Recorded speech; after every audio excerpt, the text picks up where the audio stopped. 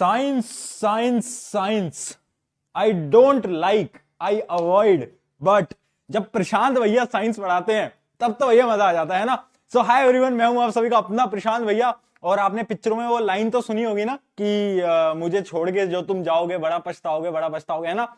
तो वही लाइन एक शब्द है क्या, previous year question. Previous year question वही लाइन तुमसे बोल रहा है कि मुझे छोड़कर अगर तुम जाओगे तो बेटा बड़ा पछताओगे, बड़ा पछताओगे, है ना। क्योंकि आपको पता है यार, प्रीवियस ईयर क्वेश्चन में से हर बार सवाल रिपीट होते हैं और वही प्रीवियस ईयर क्वेश्चन आज हम पूरे जोश, पूरी मोटिवेशन, पूरी एनर्जी और एक फाइटिंग स्पिरिट के साथ करने वाले हैं 33 top previous year questions science के, पूरी साइंस के, कंप्लीट साइंस के। सबसे पहले माफी, 5 से 6 मिनट लेट हूं, लेट ओपी करना बंद कर दो, कृपया करके बंद कर दो और अपने दोस्तों के साथ शेयर कर दो फटाफट कि भाई प्रशांत भैया आ गए हैं, 5 मिनट लेट हुए हैं, कोई बात नहीं बट आ तो गए हैं, जल्दी जल्दी आ जाओ। सबको भेज दो, बुला लो बुला लो बुला लो, फोन मिला दो, फोन मिला दो कि हाँ भाई जल्दी आ जाओ यार, प्रशांत भैया का प्रीवियस ईयर क्वेश्चन का सेशन स्टार्ट होने वाला है, जल्दी।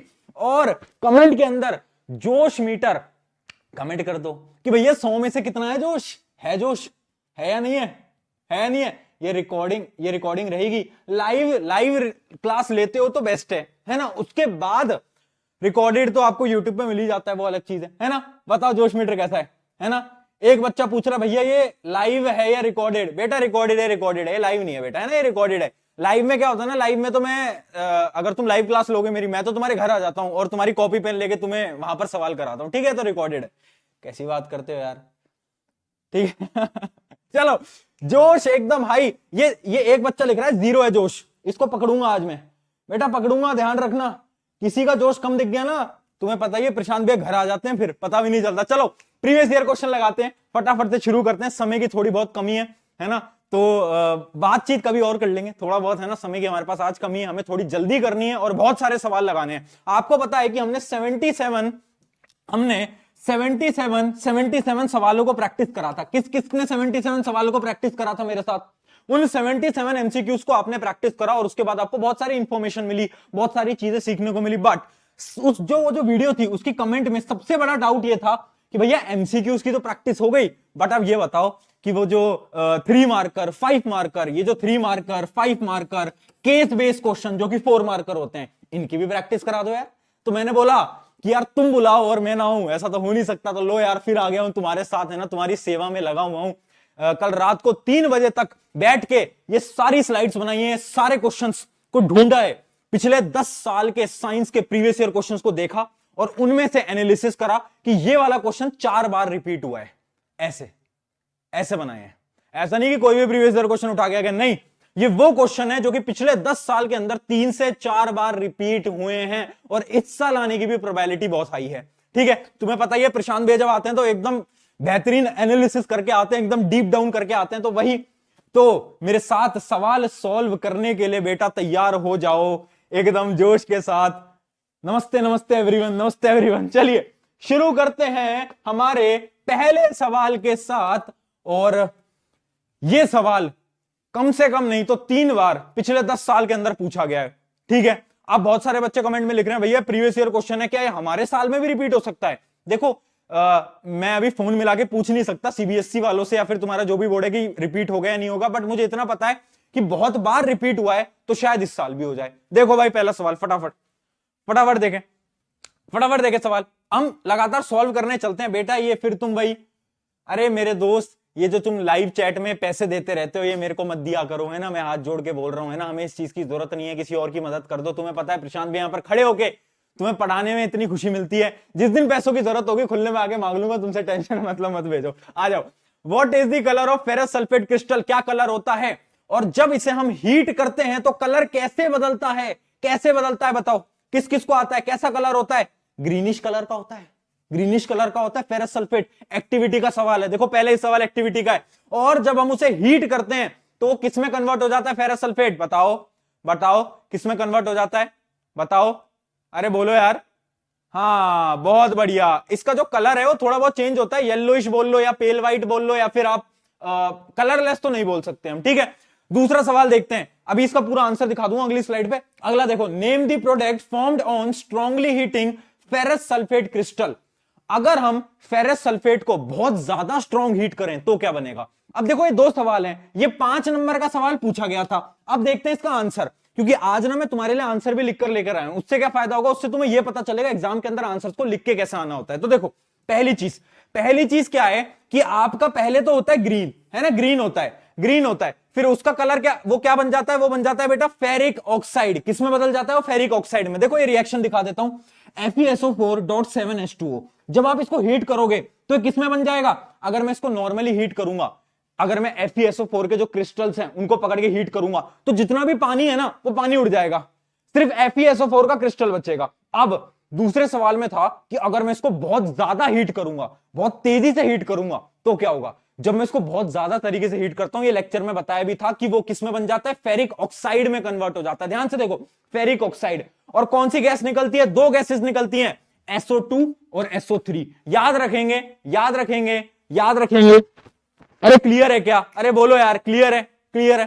पहला सवाल प्रीवियस ईयर क्वेश्चन में 3 से 5 नंबर के बीच में पूछा जा सकता है, क्लियर है क्या, बताओ। दो गैसेस निकलती हैं, दोनों गैसेस के नाम भी याद रखना है, ये दोनों गैसेस को याद रखना है, SO2 SO3, इस पे भी सवाल आ सकता है। ये था हमारा पहला सवाल, क्लियर। अगर क्लियर तो ओके लिख दो, मुझे पता चल जाएगा कि भैया एकदम क्लियर हो गया, बहुत बढ़िया, बहुत बढ़िया। ये हमारा पहला सवाल था। अब इससे हमें सीखने को क्या मिला कि क्वेश्चन कभी कभार घुमाकर पूछा जाता है। कैसे, देखते हैं। देखो क्वेश्चन कैसे घुमाकर पूछा जाता है ना, कि क्वेश्चन में पहले में बोला कि जब हमने जो फेरस सल्फेट के जो क्रिस्टल्स हैं, क्रिस्टल्स का मतलब क्या होता है कि इसमें पानी के मॉलिक्यूल्स जुड़े हुए हैं, ठीक है।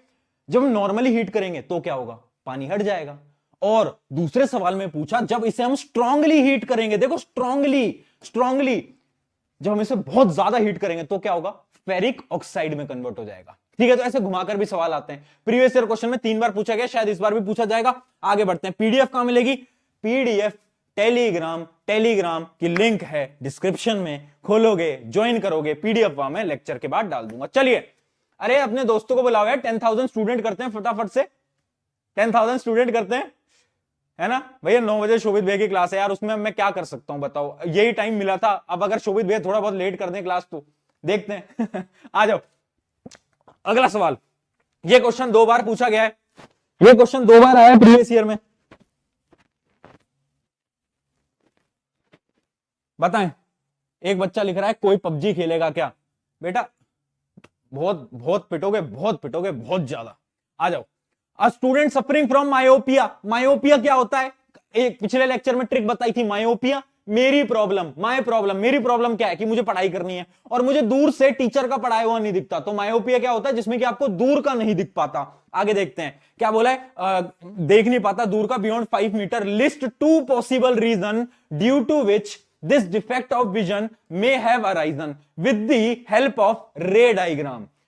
मायोपिया क्यों होता है, 2 रीजन एनसीईआरटी के अंदर लिखे, डायग्राम भी बताए, पता है ना क्या हुआ था। मायोपिया में होता क्या है, 2 रीजन होते हैं। जो आपका आई लेंस है ना, वो थोड़ा सा ज्यादा मुड़ जाता है, वो कन्वर्ज कर जाता है, तो उसकी वजह से क्या होता है, जो लाइट रेज होती है ना, वो रेटिना से पहले, मान लो यहां रेटिना है, रेटिना से पहले ही लाइट रे कन्वर्ज हो जाती है। याद आ रहा है, याद आ रहा है। एक और रीजन था कि जो आपकी आई बॉल है ना, वो आई बॉल लंबी हो जाती है, एलोंगेट हो जाती है। जब आई बॉल एलोंगेट हो जाती है तो रेटिना भी एलोंगेट हो जाती है।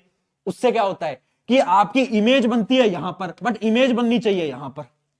याद आ रहा है, याद आ रहा है। चलो इसका आंसर देख लेते हैं। आंसर देखो, इसके 2 डायग्राम है, ये दोनों डायग्राम बहुत इंपॉर्टेंट है, बार बार पूछे गए हैं भैया, बार बार पूछे गए हैं तो याद रखेंगे। पहला क्या है, पहला है हमारा reason increase in curvature of the lens. जो हमारा लेंस है उसके कर्वेचर में ना थोड़ा बहुत इंक्रीज आ जाता है, वो मुड़ जाता है। उससे क्या होता है, लाइट रेस पहले ही कन्वर्ज कर जाती हैं। और दूसरा क्या है, increase in the length of eye ball. बोलो यार हाँ या ना, बहुत सिंपल। अरे ये तो बहुत सिंपल था यार, इसमें तो कुछ था ही नहीं, इसमें तो कुछ था ही नहीं, इसमें तो कुछ था ही नहीं। ये तो बड़ा सिंपल सवाल यार भैया, क्या बेहयात सवाल उठा के लेके आए हो। देखो आज मैं आपको क्या दिखा रहा हूं, आज मैं आपको रियलिटी दिखा रहा हूं। जो आपके टीचर्स आपको बोल रहे हैं ना स्कूल ट्यूशन के अंदर कि board will be very tough, मैं रियलिटी बता रहा हूं। मैं अपने मन से सवाल नहीं उठा के लाया, मैं ये सवाल उठा के लाया हूं, 2 बार प्रीवियस ईयर में पूछा गया, देख लो। इज इट टफ, क्या ये टफ है ऐसे सवाल पूछने। तुम डरते रहते हो कि यार भैया क्या होगा क्या नहीं होगा, बस अरे चलो रे आगे आ जाओ।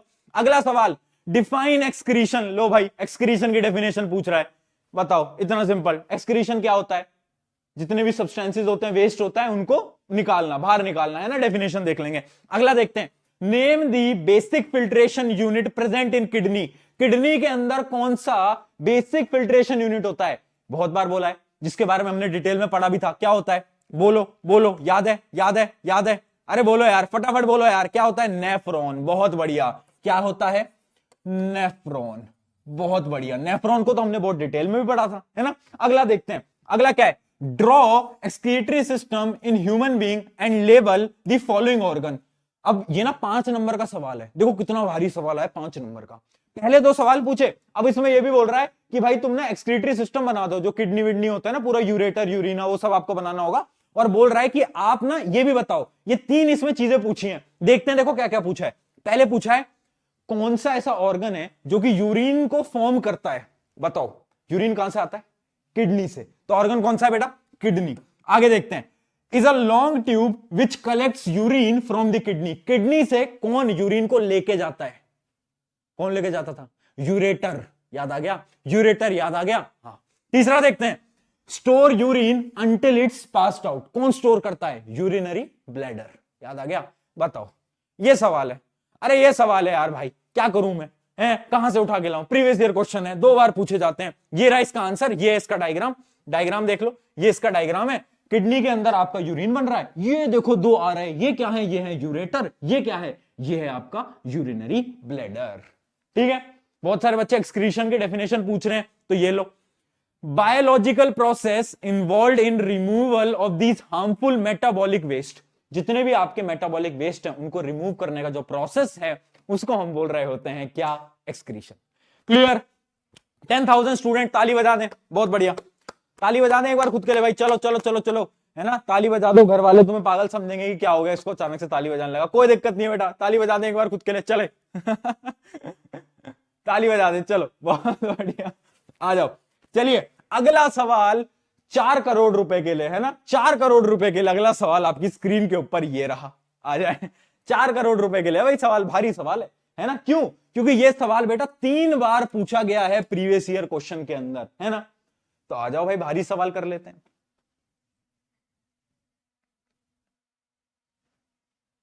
बताएं, both soap and detergent are some type of salt. बात सही है। What is the difference between them? मतलब देखो, ये 3 नंबर का सवाल है, 3 या फिर 5 नंबर का सवाल है, और पहले पार्ट में हमसे पूछ रहा है सोप और डिटर्जेंट में डिफरेंस क्या होता है। पहले ये बताओ, आगे बढ़ते हैं। Describe in brief the cleaning action of the soap. अब ये बोल रहा है सोप का क्लीनिंग एक्शन बताओ। मतलब यहां पर क्या बताना है वो याद करो, वो मिसेल अभी पढ़ा दूंगा क्या क्या होता है। आगे देखते हैं। Why do soaps not form leather in hard water? List 2 problems that arise due to the use of detergent. मतलब आप देखो, इसके अंदर एक सवाल के अंदर 4 सवाल हैं। 4 सवाल हैं, है ना, देख पा रहे हो, 4 सवाल है। ये 5 नंबर का सवाल आया होगा एग्जाम के अंदर, इसके 4 पार्ट्स हैं। एक एक करके देखते हैं आंसर क्या होगा। पहला सवाल है, सोप और डिटर्जेंट में डिफरेंस क्या होता है? बताओ, सोप और डिटर्जेंट में क्या होता है? पहला और सबसे बड़ा डिफरेंस कि डिटर्जेंट जो होते हैं वो हार्ड वाटर में भी काम करते हैं, बट सोप नहीं करते। सोप बोलता है भैया हमें सॉफ्ट वाटर चाहिए, हार्ड वाटर में नहीं करते हम काम। और क्या डिफरेंस होता है? एक सबसे बड़ा डिफरेंस ये होता है कि soap are the sodium and potassium salt.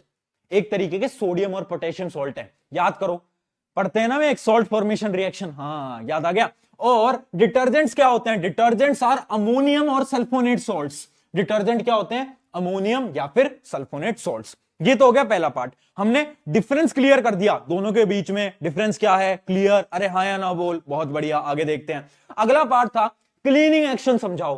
अब क्लीनिंग एक्शन जब तुम समझा रहे हो, याद रखना इस सवाल के अंदर बेटा डायग्राम बनाकर आना, वो वाला डायग्राम। ये याद है? किस किस को याद है ना। सोप के 2 पार्ट होते हैं, कौन कौन से? याद कर। सोप के 2 पार्ट होते हैं। सबसे पहला जो पार्ट होता है वो होता है उसका हेड, एक होता है उसकी टेल। याद आ गया? हेड क्या होता है? हेड को पानी से प्रेम है। क्या है हेड? हाइड्रोफिलिक। और ये क्या है? ये है हाइड्रोफोबिक। मतलब हेड जो है वो तो देखता है पानी को और पानी से मोहब्बत कर बैठा है, और वो बोलता है यार जहां पानी दिख जाए उसके अंदर मैं तो समा जाऊं। और ये जो है टेल, ये पानी से नफरत कर बैठा है। ये बोलता है यार पानी नहीं, जिंदगी में कुछ भी करूंगा पानी से दूर रहूंगा, मैं पानी नहीं चाहिए जिंदगी में। ठीक है, तो क्या करते हैं ये मिसेल फॉर्म कर लेते हैं। मिसेल याद आ गया? मिसेल याद आ गया? बताओ, मिसेल याद आ गया क्या? जो टेल्स होती हैं, जो टेल्स होती हैं आपकी ऐसे, ये टेल्स क्या करती हैं आपकी? ये टेल्स क्या होती है, जो आपकी डर्ट है उस डर्ट को ट्रैप कर लेती है और क्या बना लेती है, मिसाइल, है ना, याद आ गया। तो यही आपको समझा के आना था, बताओ इतना सिंपल है। किस किस को याद है, हाइड्रोफिलिक हाइड्रोफोबिक याद रहेगा। हाइड्रोफोबिक कौन, पानी से कौन डर रहा है, टेल, जबकि हेड जो है उससे तो पानी से मोहब्बत है, वो तो हाइड्रोफिलिक है। हाइड्रोफोबिक कौन है, टेल है, ठीक है।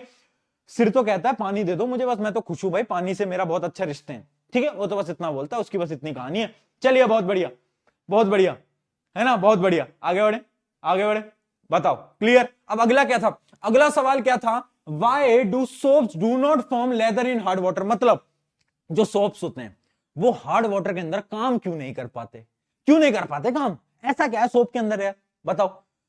देखो, जब सोप हार्ड वाटर में मिक्स होते हैं तो वो क्या बनाते हैं, वो केमिकली रिएक्ट करते हैं और वो एक सब्सटेंस बनाते हैं जिसको हम बोलते हैं स्कम।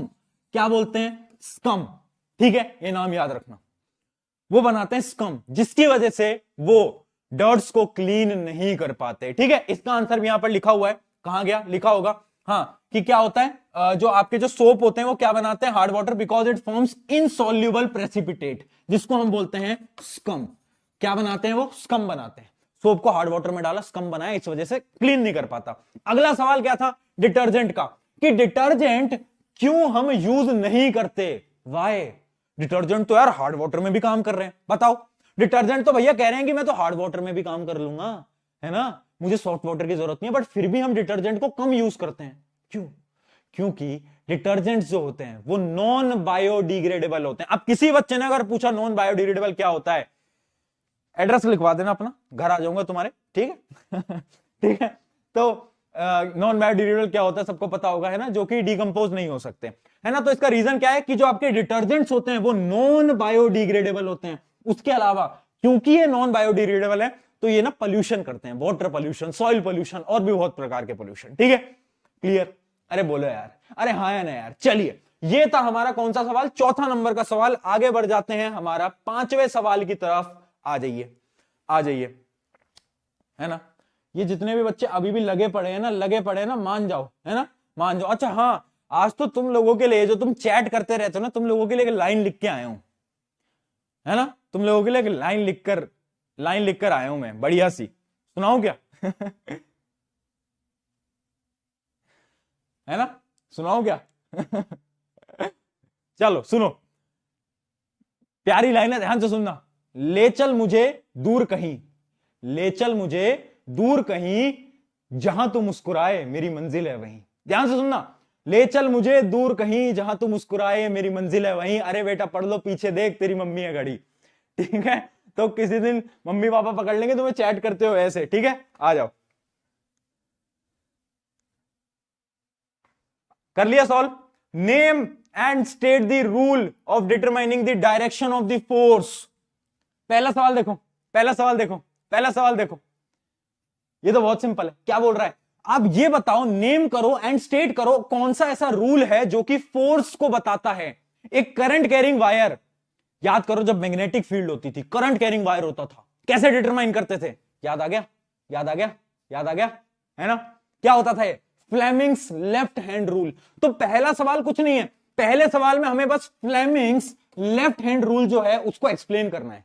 पूरा डेफिनेशन, जो डेफिनेशन होती है फ्लेमिंग हैंड रूल के अंदर, ये कौन सा होता है। अच्छा, इसकी ट्रिक भी बताई थी, फादर मदर चिल्ड्रन। एफ क्या है, फोर्स, मदर मतलब मैग्नेटिक फील्ड, ये क्या है, चिल्ड्रन मतलब करंट, याद रखना, ठीक है।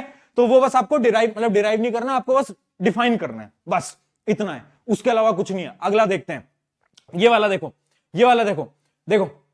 N alpha particle which passing through an magnetic field gets projected towards the north. अब तुम पूछोगे भैया अल्फा पार्टिकल क्या होता है।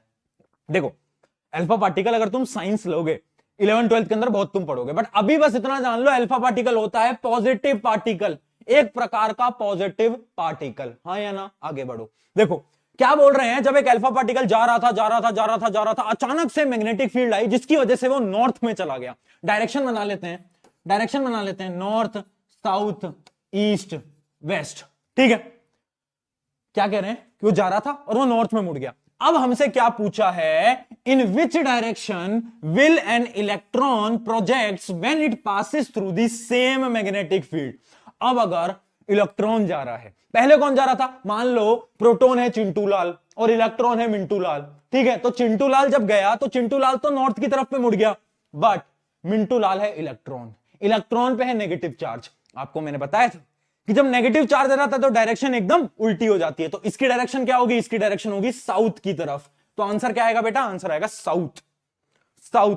एम आई लेट, बेटा बहुत लेट, गुनाह कर दिया तुमने, पाप कर दिया पाप, 20 मिनट लेट आए हो। चलो, है ना, क्लियर, क्लियर, दोनों आंसर क्लियर है ना। पहली की देखो, ये फ्लेमिंग्स लेफ्ट हैंड रूल को ऐसे एक्सप्लेन करके आ सकते हो, अगर चाहते हो तो ऐसा एक डायग्राम भी बना सकते हो, अगर चाहते हो तो जरूरी नहीं है, अगर एक्सप्लेन करोगे उतना भी इनफ है, ठीक है, क्लियर। अरे हाँ है ना। चलो भैया अगले सवाल पे हम आगे बढ़ते हैं विद क्वेश्चन नंबर 6। आ जाओ। 11,000 वॉचिंग, बहुत अच्छी बात है यार, ये तो लग रहा है कहीं ना कहीं तुम सीरियस हो गए हो, है ना, या फिर कहीं ना कहीं तुम अपने प्रशांत भैया को देखने आ रहे हो, है ना। कुछ बच्चे तो पता क्या करते हैं, पढ़ने नहीं आते, देखने आते हैं। आज प्रशांत भैया कुछ लोगों की तो बेइज्जती करेंगे, है ना। मैं क्या करता हूं, मैं थोड़ा बहुत रोस्ट कर देता हूं बीच बीच में, तो कुछ बच्चे तो ये देखने आते हैं, आज भैया कुछ ना कुछ तो जोक मारेंगे, आज तो मजा आएगा, है ना। पढ़ लो यार, क्या कर रहे हो। देखो बोल रहा है व्हाट इज ओजोन, ओजोन क्या होता है, ओजोन पता है, O3, O3 ओजोन क्या होता है पता है। अब अगला देखो, हाउ इज इट फॉर्म्ड, कैसे बनती है ओजोन, ये बहुत इंपॉर्टेंट सवाल है, 3 से 4 बार ये सवाल पूछा गया है ओजोन के ऊपर, बहुत इंपॉर्टेंट, स्टार मार्क कर लेना, वैसे सारी इंपॉर्टेंट है। तो देखो ओजोन कैसे बनती है, और क्या बोल रहा है अगला सवाल, how does ozone effect our ecosystem.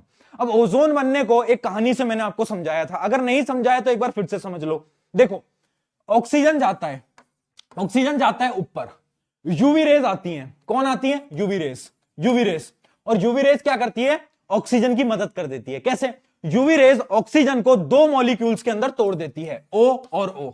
अब ये जो सिंगल O है ये ऑक्सीजन के साथ पेयर कर लेता है, और ये क्या बना देता है, ये बना देता है O3, ये बना देता है क्या, O3। अब बन गई O3, अब बन गई ओजोन। अब जो ऑक्सीजन थी ना, जिसकी मदद किसने करी थी, यूवी रेज ने, अब ये यूवी रेज ही ना, यूवी रेज के साथ ही ऑक्सीजन गद्दारी कर देता है, कैसे, अब ओजोन लेयर बन गई। अब ये जो ओजोन लेयर है ये यूवी रेज को अंदर आने से प्रोटेक्ट करता है, प्रिवेंट करता है, अंदर नहीं आने देता। तो मतलब ओजोन बना भी यूवी रेज से, और भाई ओजोन को मतलब ओजोन ने रोका भी किसको, यूवी रेज को ही। तो ये तो गद्दारी कर दिया यार इसने, है ना। तो ये होती है आपकी फॉर्मेशन ऑफ ओजोन। अगला सवाल क्या था, अगला हमारा ये था, how does ozone effect our ecosystem. Ozone prevent किससे, जो यूवी रेडिएशन होती है उससे प्रिवेंट करता है, जिस वजह से हम सब जिंदा हैं आज के समय पर, है ना। अगर ओजोन ही नहीं होगी तो बहुत जल्दी कुछ सालों में लोगों की मृत्यु हो जाएगी, मौत हो जाएगी, क्योंकि इतनी ज्यादा हाई यूवी रेडिएशन से कैंसर जैसी बीमारियां होती हैं। आगे देखते हैं, we do not clean pond in the same manner as we do in an aquarium. मतलब एक्वेरियम देखा है, स्कूल्स के अंदर होता है, कॉलेजेस के अंदर होता है एक्वेरियम। एक्वेरियम को तो हम क्लीन करते रहते हैं, है ना, हर महीने, हर 7 दिन, हर 15 दिन, बट पॉन्ड्स जो होते हैं, लेक्स जो होते हैं, उनको क्यों नहीं क्लीन करते, क्या रीजन है बताओ, वाई। क्योंकि क्योंकि जो एक्वेरियम है वो आर्टिफिशियल इकोसिस्टम है। बेटा बहुत इंपॉर्टेंट पॉइंट बोल रहा हूं, एक बार गौर फरमाना, ये बहुत इंपॉर्टेंट सवाल है। आर्टिफिशियल इकोसिस्टम है एक्वेरियम, और नेचुरल इकोसिस्टम है लेक। अब जो नेचुरल इकोसिस्टम है उसके पास एक चीज है, क्या, उसके पास है हमारे प्यारे प्यारे प्यारे प्यारे, क्या लिख रहा हूं बेटा मैं, डीकंपोजर्स। डीकंपोजर्स गुंडे, है ना, इस क्लास का गुंडा है डीकंपोजर। क्यों, क्योंकि डिकंपोजर जितने भी वेस्ट पार्टिकल होता है सबको डिकंपोज कर देता है ना, याद आ गया, हाँ। बट एक्वेरियम के पास है ही नहीं डिकंपोजर। जब एक्वेरियम के पास डिकंपोजर नहीं है तो क्लीन तो करना पड़ेगा, बस यही तो इसके आंसर। ये आंसर आपको यहां पर दिख जाएंगे, एक बार फटाफट से देख लो, फटाफट से देख लो, है ना। ये गद्दारी कर बे क्यों स्पैम कर रहे हो तुम, अच्छा वो एग्जांपल दिया था मैंने, ठीक है। मैं एक बार सोच में पड़ गया, गद्दारी कर बे, ये गद्दारी कर बे क्यों कर रहे हो, है ना। चलो ओजोन हो गया, ये आपको समझा दिया था। और पॉन्ड्स क्या होते हैं, पॉन्ड जो होता है एक नेचुरल इकोसिस्टम है, और जो एक्वेरियम है वो आर्टिफिशियल इकोसिस्टम है। चलो आगे आ जाओ, क्वेश्चन नंबर 7, थाला फॉर अ रीजन। चलो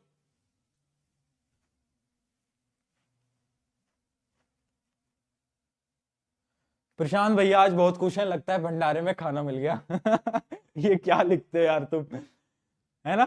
तुमने अभी खुश वाला ही मूड देखा है ना, गुस्सा वाला नहीं देखा ना, किसी दिन गुस्से वाला और देखोगे तब पता चलेगा तुम्हें, ठीक है। बताओ, right the name and the structure formula of a compound form, बहुत इंपॉर्टेंट, कम से कम नहीं तो 4 बार पूछा गया है। When ethanol is heated at 443 Kelvin with excess of concentrated H2SO4, ethanol, ethanol क्या होता है, इथेनॉल क्या होता है, इथेनॉल ऐसा दिखता है, याद करो, स्ट्रक्चर याद रखना है बेटा, सबके सबके स्ट्रक्चर याद रखोगे सही रहेगा। अब इस इथेनॉल को हम क्या कर रहे हैं, H2SO4 से बहुत ज्यादा हीट कर रहे हैं, ठीक है, तो क्या होगा, क्या बनता है, बताओ क्या बनता है, याद आ रहा है किसी को, याद आ रहा है किसी को? अगर किसी को याद नहीं आ रहा तो मैं एक ट्रिक बता देता हूं, एक टेक्निक बता देता हूं। जब भी H2SO4 दिखे तो याद रखना, ये जो H2SO4 होता है ना, ये क्या होता है, ये होता है डिहाइड्रेटिंग एजेंट। मतलब ये कौन सा एजेंट है, ये पानी खींच लेता है ना। इमेजिन करो एक ऐसा इंसान जो कि आपके घर में आए और आपके घर का सारा पानी उठा के ले जाए, ये वो है। तो ये क्या करता है, ये पानी खींच लेता है। H2SO4 जब भी दिख जाए समझ जाना है पानी खींचेगा आके। तो ये क्या करता है, इथेनॉल में से सारा पानी खींच लेता है और ये क्या बना देता है, ये बना देता है इथीन। इथीन कैसा दिखता है, ऐसा, याद आ गया, इथीन क्या बना देता है, इथीन। रिएक्शन याद रहेगी, बहुत इंपॉर्टेंट थी, बार बार लेक्चर में भी बोला था, बड़ी इंपॉर्टेंट रिएक्शन। इथीन के साथ एक चीज और बनती है, पानी, क्योंकि मैंने आपको पता है ये पानी को अलग कर देता है, ठीक है। ये है इसकी रिएक्शन, बहुत बार पूछा गया है। यहां पर देख लो, ये आपका रिएक्शन आपको दिख रही होगी, इथेनॉल क्या बना रहा है, इथेनॉल बना रहा है इथीन प्लस वाटर। बहुत इंपॉर्टेंट रिएक्शन, बार बार पूछी जाती है। आई होप क्लियर है, अरे क्लियर है क्या, 12,000 लोग, बहुत बढ़िया। एक बार फिर ताली बजा दे खुद के लिए, एक बार फिर ताली बजा दे खुद के लिए। चलो चलो, आज तो तालियों पे तालियां बजती रहेंगी। चलिए आगे बढ़ते हैं, अगला सवाल पेश किया जाए, क्वेश्चन नंबर 8। चलो भाई, फिजिक्स भी आई, मैं इंतजार कर रहा था, फिजिक्स फिजिक्स फिजिक्स आई नहीं रही यार, है अपना फेवरेट सब्जेक्ट ही नहीं आ रहा यार, है ना। अच्छा, ये अभी इथेनॉल की बात हुई ना, इथेनॉल में ना पिछले एमसीक्यू, जब हम 77 एमसीक्यू कर रहे थे, वहां पर एक छोटी सी हमसे मिस्टेक हुई थी, मैंने सोचा बता देता हूं। हमने एक क्वेश्चन का आंसर गलत टिक कर दिया था, जो कि था इथेनॉल को बर्न करते हैं। वहां पर लिखा था अगर हम अल्कोहल को बर्न करते हैं, वो सवाल गलत था। वहां पर सवाल में आना था कि हम इथेनॉल को बर्न करते हैं तो कैसी फ्लेम होती है। तो फ्लेम होती है, याद रखना, ल्यूमिनस नहीं होती, नॉन ल्यूमिनस होती है, नॉन ल्यूमिनस होती है, ठीक है। तो उसका आंसर, एक्यूरेट आंसर था नॉन ल्यूमिनस। चलिए आगे बढ़ जाते हैं, करिए भाई सॉल्व, करिए भाई solve. If image formed by mirror for all positions of the object placed in front of it is always diminished, erect and virtual, state the type of mirror and also draw ray diagram to justify your answer। क्या बोल रहा है, एक ऐसी mirror जो कि हमेशा छोटी इमेज बना रही है, वर्चुअल इमेज बना रही है। जैसे ही वर्चुअल आया तो तुम्हारे दिमाग की घंटी बज गई होगी, कॉन्वेक्स, कॉनकेव तो वर्चुअल बनाती नहीं है ना, कॉनकेव अपनी, मतलब एक केस को छोड़ के कॉनकेव अपनी वर्चुअल बनाती नहीं है, कॉन्वेक्स हमेशा वर्चुअल बनाती है। आपको याद है, आपको याद है ना। तो सवाल में क्या पूछ रहा है कि कौन सी ऐसी मिरर है और उस मिरर का एक रे डायग्राम बना के दिखा दो। तो आपको कुछ नहीं करना था, आपको इस प्रकार से एक रे डायग्राम बना के दिखा देना था आपके कॉन्वेक्स का, कोई भी पोजीशन पे, चाहे तुम सेंटर ऑफ कर्वेचर पे ले लो, चाहे तुम फोकस पे ले लो, कहीं पे भी ले लो, बस एक रे डायग्राम बनाकर आपको ऐसे दिखाना था। इमेज जो होती है वर्चुअल बनती है, डिमिनिश्ड बनती है, बस, ठीक है। ये था इस सवाल का पहला पार्ट, है ना। उसके अलावा क्या पूछा है, उसके अलावा पूछा है राइट वन यूज। यूज क्या होता है, याद करो, काम क्या आता है, कहां काम आता है। गाड़ी देखिए, गाड़ी, बाइक देखिए, बाइक, उनके जो शीशे होते हैं, रेयर व्यू मिरर्स, उसमें क्या होता है, कॉन्वेक्स मिरर। अरे हाँ है ना यार, बस वही उसका काम है। आगे देखते हैं, define radius of curvature. Radius of curvature क्या होता है, रेडियस ऑफ कर्वेचर क्या होता है, बना के दिखा देते हैं। अगर एक मिरर है, उसका रेडियस ऑफ कर्वेचर क्या होगा, पोल से लेकर सेंटर ऑफ कर्वेचर तक का जो डिस्टेंस है उसको हम बोलते हैं क्या, रेडियस ऑफ कर्वेचर। सबको पता है, बड़ा सिंपल है। अगला देखते हैं, find the nature and focal length of spherical mirror whose radius of curvature is +24 centimetre. बताएं, बताएं क्या लग रहा है, ये तो बहुत सिंपल है। इसमें क्या सोच रहे हो, अरे इसमें भी सोच रहे हो तुम बैठ के, यार क्या कर रहे हो। अरे रेडियस ऑफ कर्वेचर याद है, रेडियस ऑफ कर्वेचर क्या होता है, ट्वाइस ऑफ फोकल लेंथ। तो अगर रेडियस ऑफ कर्वेचर 24 गिवन है तो फोकल लेंथ कितनी होगी, 12 होगी ना, बोल 12 होगी। क्लियर, नहीं आया समझ में, इतना आता है, नहीं आता कोई दिक्कत नहीं है। सुन, रेडियस ऑफ कर्वेचर क्या होता है, मतलब फोकस का जो डबल होता है वो हमेशा रेडियस ऑफ कर्वेचर होता है। अब इसमें एक और सवाल पूछा है जो कि बच्चे मिस कर देते हैं और यहां पर तुम्हारे आधे नंबर कट जाते हैं। यहां पर बोला है find the nature and focal length. Nature भी बताना है भाई। नेचर का मतलब क्या है? नेचर का मतलब है कौन सी मिरर है। अब ध्यान से देखना, फोकल लेंथ आया पॉजिटिव में, रेडियस ऑफ कर्वेचर पॉजिटिव में, तो फोकल लेंथ भी पॉजिटिव में। अब मुझे तुम कमेंट में बताओगे कौन सी ऐसी मिरर होती है जिसका फोकल लेंथ पॉजिटिव में होता है। बताओ, जल्दी बताएं, कौन सी ऐसी मिरर होती है जिसका फोकल लेंथ पॉजिटिव में होता है? अरे भाई कॉनकेव का हमेशा नेगेटिव में होता है, कॉन्वेक्स का हमेशा पॉजिटिव में होता है, याद है? तो आंसर क्या आएगा? कॉन्वेक्स। तो यही आपका यहां पर सही उत्तर है। उत्तर आपको यहां पर दिखा देता हूं, 1 मिनट। ये रहा आपका, है ना? अच्छा, यहां पर गलत लिखा हुआ है आंसर, इसको सही कर लेना बेटा, इसको यहां पर कॉन्वेक्स डाल लेना। मिरर है आपकी कौन सी? कॉन्वेक्स। चलिए, क्लियर? क्लियर? ये लाइक नहीं कर रखे यार तुमने, तुम्हें बोलना पड़ेगा क्या? अब तुम्हें भी बोलना पड़ेगा क्या लाइक करने के लिए? दोस्तों, तुम्हें भी बोलना पड़ेगा क्या लाइक करने के लिए? अगर तुम्हें भी बोलना पड़ रहा है फिर क्या फायदा हो गया यार? बताओ बताओ, स्टूडेंट्स को भी बोलना पड़ रहा है। चलिए अगले सवाल की तरफ बढ़ जाते हैं। Which one of the two multicellular organisms, spirogyra and planaria, reproduces by regeneration and why? इन दोनों में से कौन सा है आपका जो कि रीजनरेशन करता है? कौन है दोनों में से? बताओ, अरे बोलो यार, कौन करता है दोनों में से? याद है? याद है? बहुत बढ़िया। देखो, याद करो कौन सा एग्जाम्पल हम पढ़ते हैं रीजनरेशन में? हम पढ़ते हैं प्लेनेरिया का।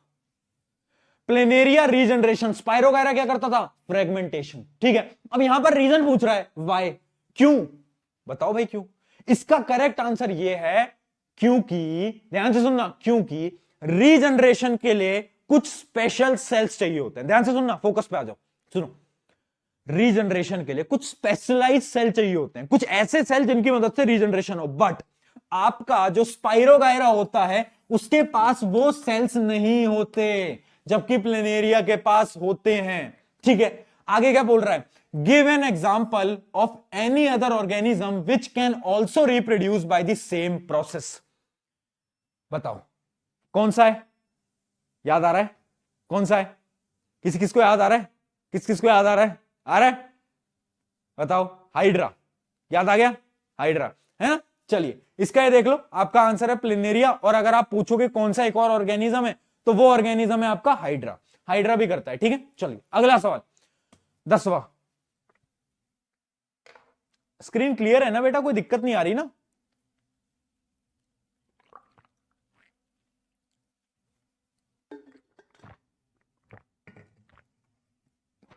अबे लिजर्ड नहीं करती रे, लिजर्ड रीजनरेशन नहीं करती बेवकूफो। किसने बोला तुम्हें? लिजर्ड नहीं करती रीजनरेशन। आ जाओ, लिजर्ड एग्जांपल में नहीं आएगा, कभी लिख के मत आना, कभी लिख के मत आना, नंबर कट जाएंगे। ठीक है, आ जाओ अगला सवाल। State the reason why carbon can neither form C4 plus cation and C4 minus anion. ये बताओ कार्बन क्यों कैटायन या एनायन नहीं बना लेता, वो कोवेलेंट कंपाउंड क्यों बनाता है? ये सवाल है। क्या आंसर है इसका? इसका आंसर है कार्बन के अंदर। अब कार्बन कहता है कि मेरे कार्बन का जो आउटर मोस्ट शेल है उसके पास इलेक्ट्रॉन कितने हैं? 4 इलेक्ट्रॉन। ठीक है, अब अगर उसे कैटायन बनाना है तो उन्हें इस चारों इलेक्ट्रॉन को बाहर फेंकना पड़ेगा, बाहर देना पड़ेगा। अब अगर वो चारों इलेक्ट्रॉन को बाहर देगा ना, तो होगा क्या ना, बहुत ज्यादा एनर्जी लगेगी, बहुत ज्यादा ताकत लगेगी। उतनी ताकत है नहीं, कार्बन बेचारा कमजोर है, थका हुआ है, कार्बन पे ताकत नहीं है। तो कार्बन क्या है, 4 इलेक्ट्रॉन को बाहर नहीं फेंक सकता। क्यों?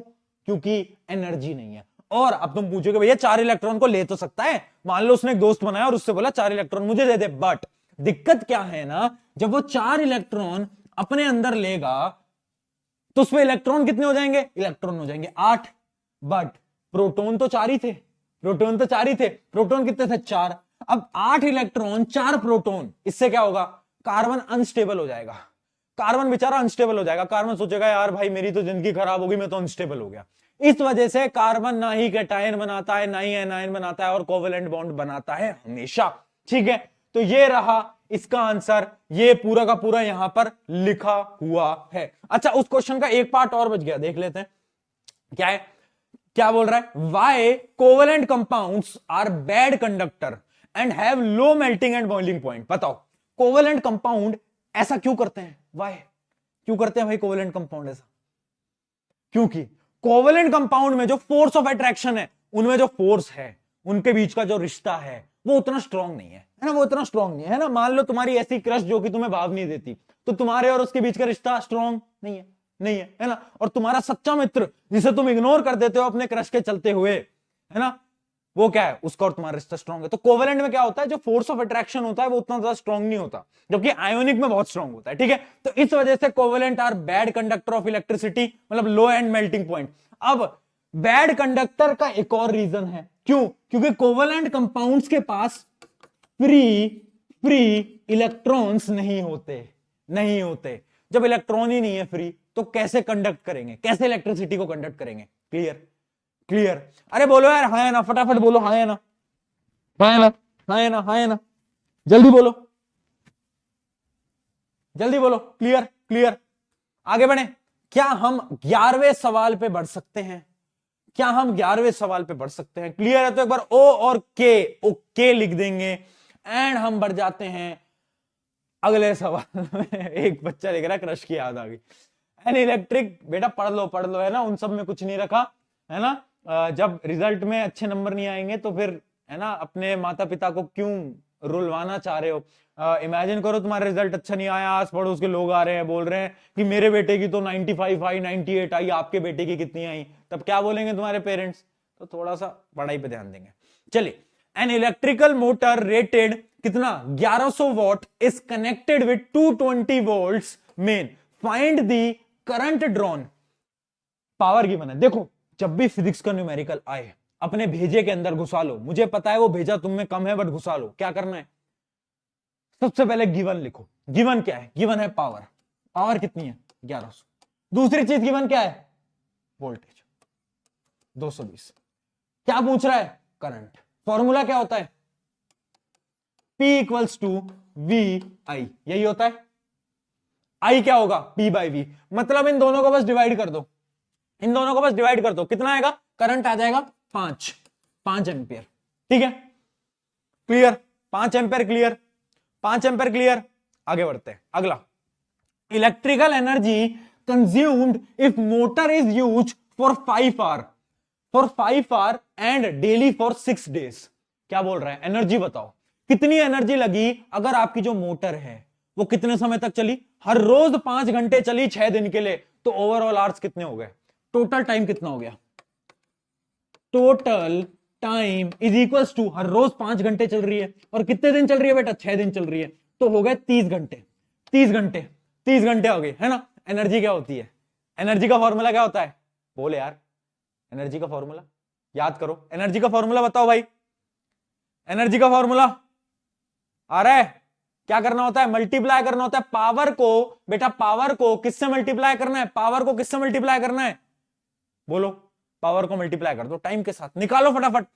ये है 30 आवर्स, और पावर कितनी थी? पावर थी आपकी कितनी? 1100। मल्टीप्लाई कर दो दोनों को फटाफट, कितना आ गया? पावर इंटू टाइम होता है बेटा, कुछ फॉर्मूला नहीं होता, बहुत सिंपल फॉर्मूला, सबसे सिंपल, सबसे वाहियात, सबसे एकदम ऐसे नन्ना मुन्ना सा फॉर्मूला। ये तो कर दोगे यार, है ना।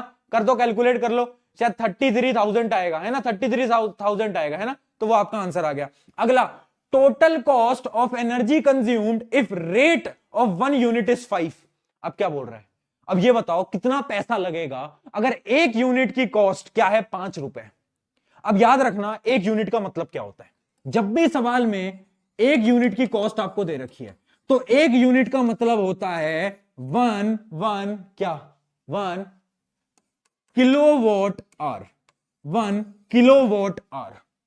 याद रखना 1 यूनिट का मतलब होता है 1 किलोवाट आवर। ठीक है, तो अपने वॉट को किलोवाट में जरूर कन्वर्ट कर लेना। जैसे उसका आंसर आया था आपका कितना, जैसे आपको आंसर अभी दिखा भी देता हूं, आगे कहां गया? हाँ, जैसे आपका फाइनल आंसर आया था एनर्जी 33,000, बट इसको किलोवाट में कन्वर्ट कर लेना।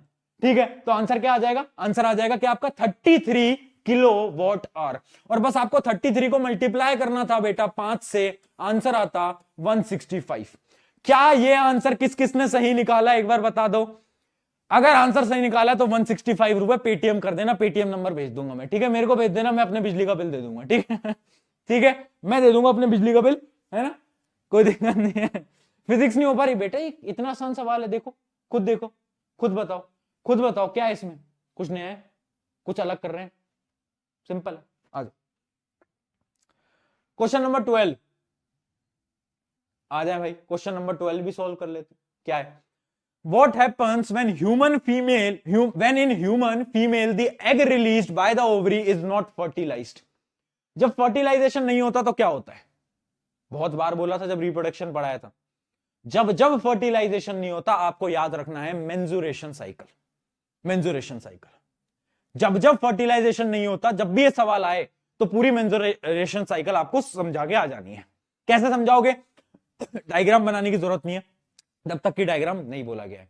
आप बस डायग्राम से इमेजिन कर सकते हो, होता क्या है कि जो एग होता है वो कुछ दिन तक तो रहता है, 1-2 दिन तक, और जो लाइनिंग बनती है, लाइनिंग याद करो, एक लाइनिंग बन जाती है यूट्रस के ऊपर, फिर क्या होता है, धीरे धीरे वो जो लाइनिंग है, जो आपके एग हैं, वो क्या हो जाते हैं, शेड अवे हो जाते हैं, है ना, वो वेजाइना के थ्रू निकल जाते हैं, ठीक है, वो जो ब्लड लाइनिंग होती है वो क्या हो जाती है, वेजाइना के थ्रू निकल जाती है ना। अगला क्या है, name 1 bacterial and 1 viral infection caused by due to unsafe sex. मतलब यहां पर बोल रहा है सेक्सुअली ट्रांसमिटेड डिसीज, एसटीडी की बात कर रहा है। एक वायरल बताओ, एक बैक्टीरियल बताओ, और ये बहुत बार बताया था, बहुत बार। वायरल में तो आप याद कर लो, एचआईवी याद कर लो, है ना, आप मतलब उसमें तो आप बहुत सारे एग्जांपल्स हैं वैसे, है ना, जैसे मैंने आपको बता ही दिया कि इसके अंदर एचआईवी एड्स जो होता है आपका वो है।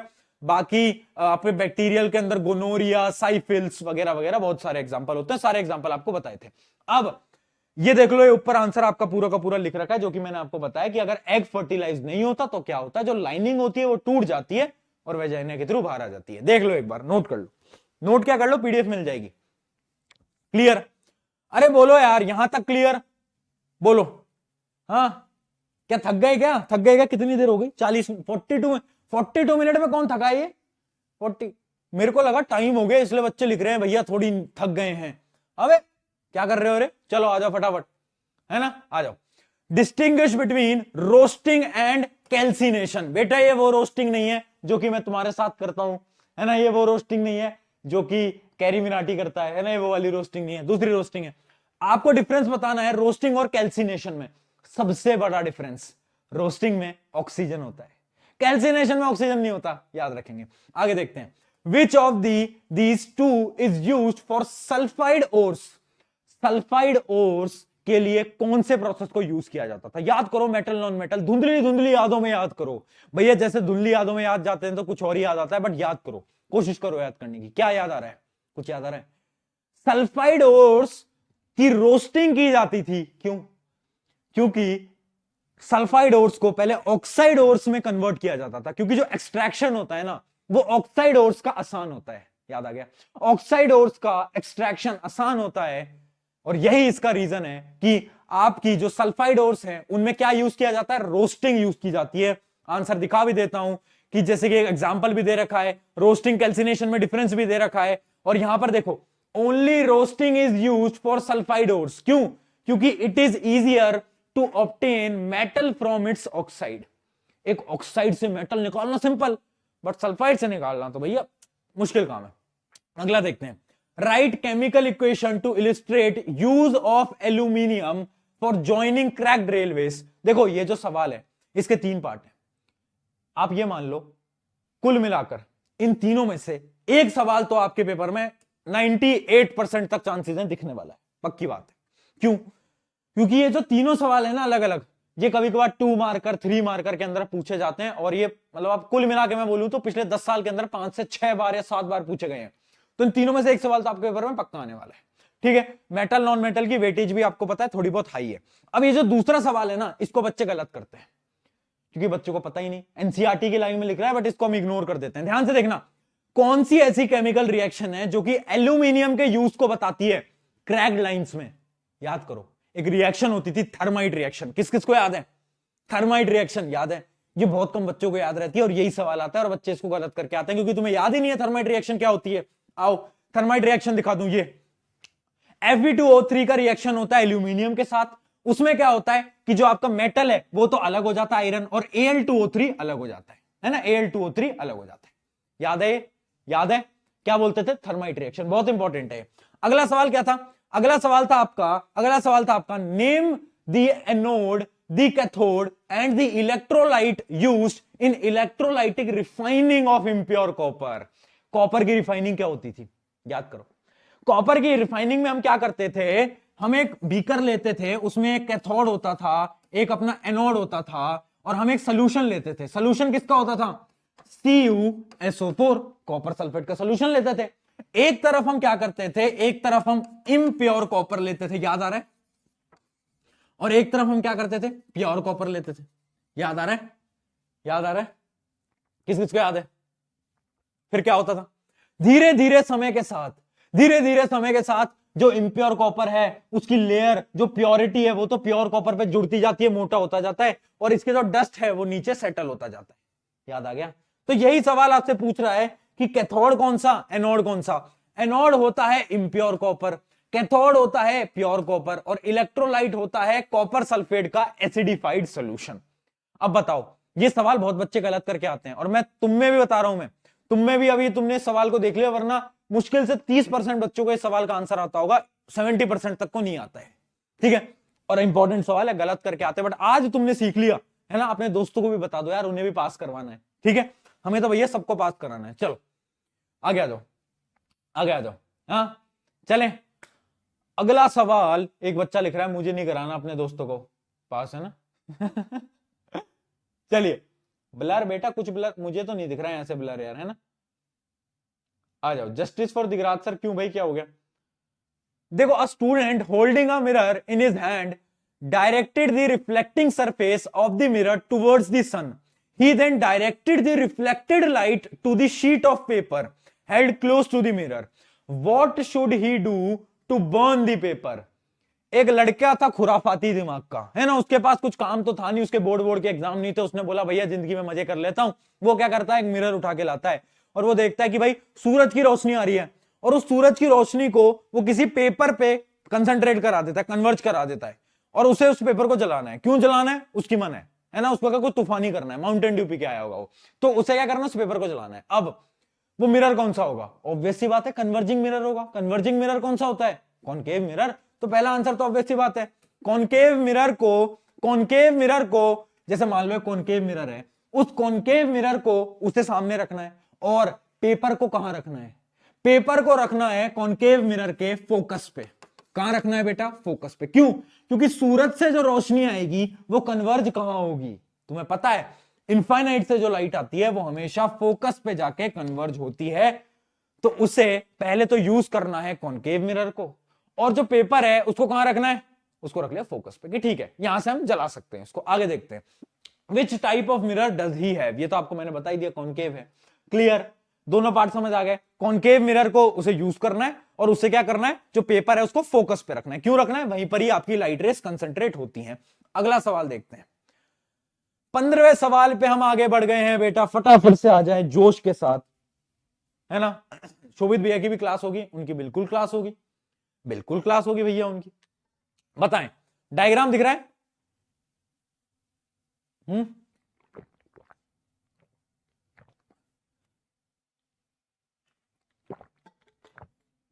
बताएं। पीडीएफ बेटा टेलीग्राम ज्वाइन कर लेना, लिंक डिस्क्रिप्शन में। देखो, बोल रहा है ABCD पार्ट बताओ और उसके फंक्शन बताओ। देखते हैं, जूम करते हैं। ए पार्ट कौन सा है? ए पार्ट आपका है, ए पार्ट है आपका ये वाला, ये वाला, ये दिख रहा है ये, ठीक है, ए पार्ट है ये वाला। अब दूसरा क्या है? दूसरा बना रहा है बी पार्ट है ये बीच वाला, ये देखो ये है बी पार्ट। कलर चेंज करते हैं, कलर बदलते हैं, बी पार्ट है ये वाला, ये वाला, ठीक है। और आपका सी पार्ट क्या है? सी पार्ट है यहां पे, इस जगह पे, ये सी पार्ट। तो आपको पता है सी पार्ट तो क्या है? सी पार्ट है आपकी ओवरी। अरे ओवरी, हाँ या ना बोल। ये क्या है? ये क्या होती है? Long tube. लॉन्ग ट्यूब क्या होती थी? स्टाइल। स्टाइल याद आ गया? याद आ गया? स्टाइल याद आ गया? हाँ बहुत बढ़िया। और ये क्या है ऊपर? ये क्या होता था? इसके अंदर पोलन ग्रेन होते थे। पोलन ग्रेन किस में होते थे? एंथर में। याद आ गया? तो ये क्या है? एंथर। ये क्या है? स्टाइल। ये क्या है? ओवरी। अब इन तीनों का फंक्शन लिख देना कि भैया एंथर का सबसे बड़ा काम है पोलन ग्रेन, इसके अंदर से ही तो पोलर ग्रेन आते हैं। और इसका क्या काम होता है, ये ट्यूब क्रिएट करती है ओवरी तक। और आपको पता है ओवरी का क्या काम होता है, ओवरी तो बाद में जाके फ्रूट बनती है ना, ओवरी ही तो फ्रूट बनेगी। याद आ गया, प्लांट प्लांट याद करो, धुंधली यादों में प्लांट रिप्रोडक्शन को याद करो। कैसे होता था रिप्रोडक्शन, पोलन ग्रेन आता था, वो कैसे जाता था, है ना, पोलन ग्रेन इसके अंदर जाता था, ट्यूब बनाता था और फिर आपके ओवरी के अंदर चला जाता था। याद आ गया, चलिए तो ये इसका आंसर है ना। अच्छा इसके अंदर मिसप्रिंट है बेटा, इस पीपीटी के अंदर मिसप्रिंट है, तो बी ऑप्शन आपका फिलामेंट नहीं होगा, बी ऑप्शन आपका फिलामेंट नहीं है, पहला एंथर है, तीसरा ओवरी है, ये फिलामेंट नहीं होगा। आपको पता है क्या है, ये ट्यूब है, इस ट्यूब को क्या बोलते हैं, स्टाइल। ठीक है, चलिए आगे बढ़ जाते हैं। अगला सवाल आपकी स्क्रीन के ऊपर ये रहा, ये रहा, ये रहा। भैया बैटरी कम है तो बेटा चार्ज करो, चार्ज करो। अभी मैं तुम्हें बड़ी शॉकिंग सी बात बताता हूं, अभी मैं तुम्हारा लाइव ले रहा हूं, बट जहां से मैं भी लाइव ले रहा हूं यहां लाइट नहीं आ रही है, यहां लाइट नहीं आ रही है ना, लाइट गई हुई है क्योंकि बहुत ज्यादा बारिश हो रही है बाहर। ठीक है, तो मैं लाइव ले रहा हूं, है ना। अब तुम पूछोगे भैया कैसे चल रहा है ये सब पूरा सेटअप, तो ये चल रहा है अभी इन्वर्टर से। तो बस तुम दुआ करो कि इन्वर्टर बंद ना हो जाए क्योंकि अगर बंद हो गया तो लाइव बीच में बंद हो जाएगी तुम्हारी। ठीक है, तो बस तुम दुआ करो। आ जाओ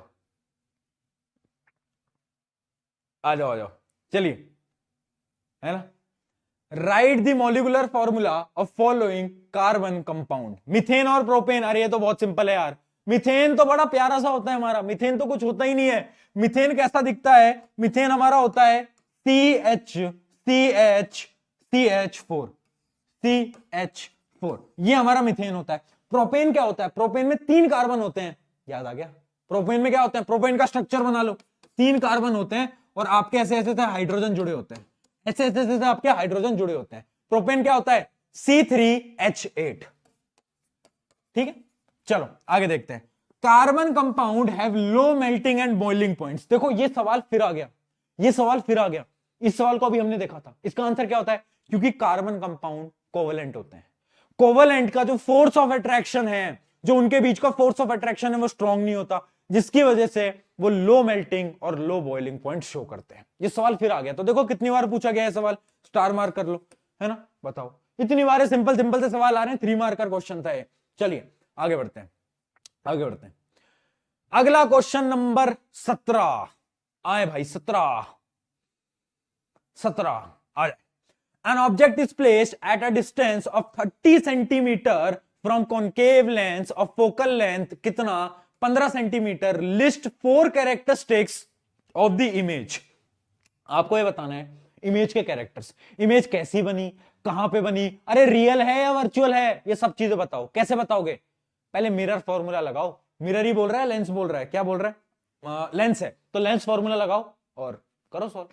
सबसे पहले गिवन लिख दो बेटा, गिवन लिख दो। गिवन क्या है, सबसे पहले गिवन है आपको कि एक आपका कौन सा मिरर है, आपका है कौन सा, कॉनकेव। कॉनकेव कैसा दिखता है, कॉनकेव आपका ऐसा दिखता है। हाँ या ना बोल, हाँ या ना बोल। आगे देख, बोल रहा है एक ऑब्जेक्ट है 30 सेंटीमीटर पे, एक ऑब्जेक्ट आपका दे रखा है 30 सेंटीमीटर पे। बोल कह रहा है कि फोकल लेंथ कितनी है, फोकल लेंथ है 15 सेंटीमीटर। अब आप मुझे बताओ कॉनकेव लेंस की फोकल लेंथ हम पॉजिटिव लेते हैं या नेगेटिव लेते हैं, बताओ। नेगेटिव लेते हैं, याद आ गया। कॉनकेव लेंस की फोकल लेंथ हमेशा नेगेटिव ली जाती है, याद रखेंगे। तो हमारा यू तो नेगेटिव ही रहता है, आपको साइन कन्वेंशन आई होप आता होगा, है ना। और आपका जो एफ है, एफ कितना है, एफ दे रखा है 15, इसको भी ले लेना -15, है ना। अब आपको कुछ नहीं करना है बेटा, फॉर्मूला लगा देना है 1/v - 1/u is equal to 1/f। इस फॉर्मूले से सॉल्व करो और u की वैल्यू निकालो, फटाफट फटाफट सॉल्व करें।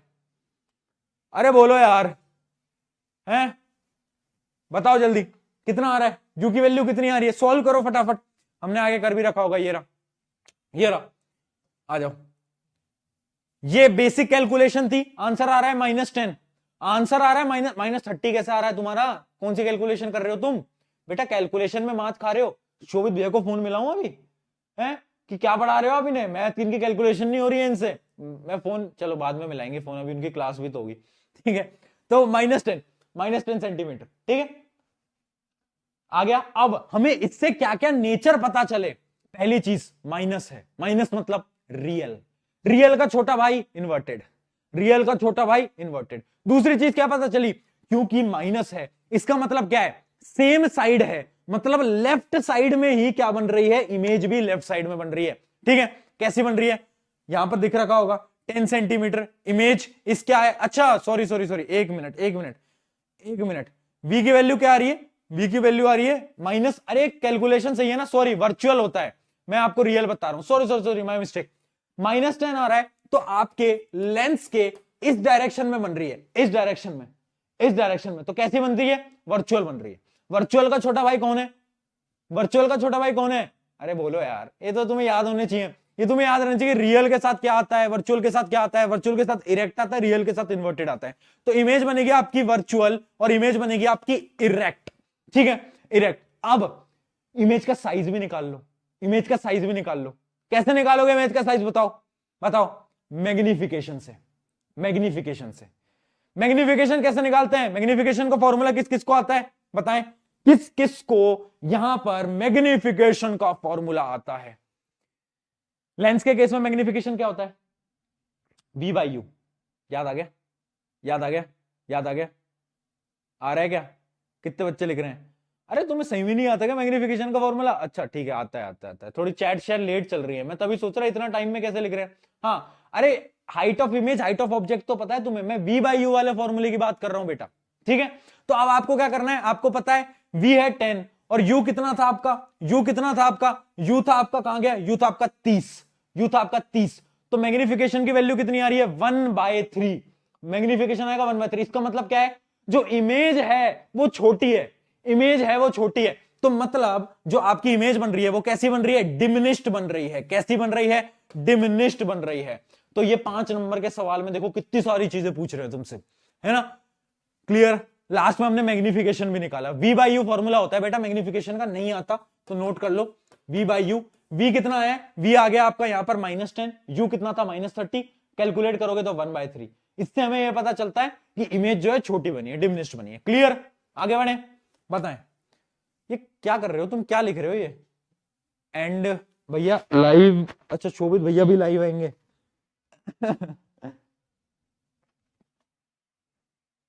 चलो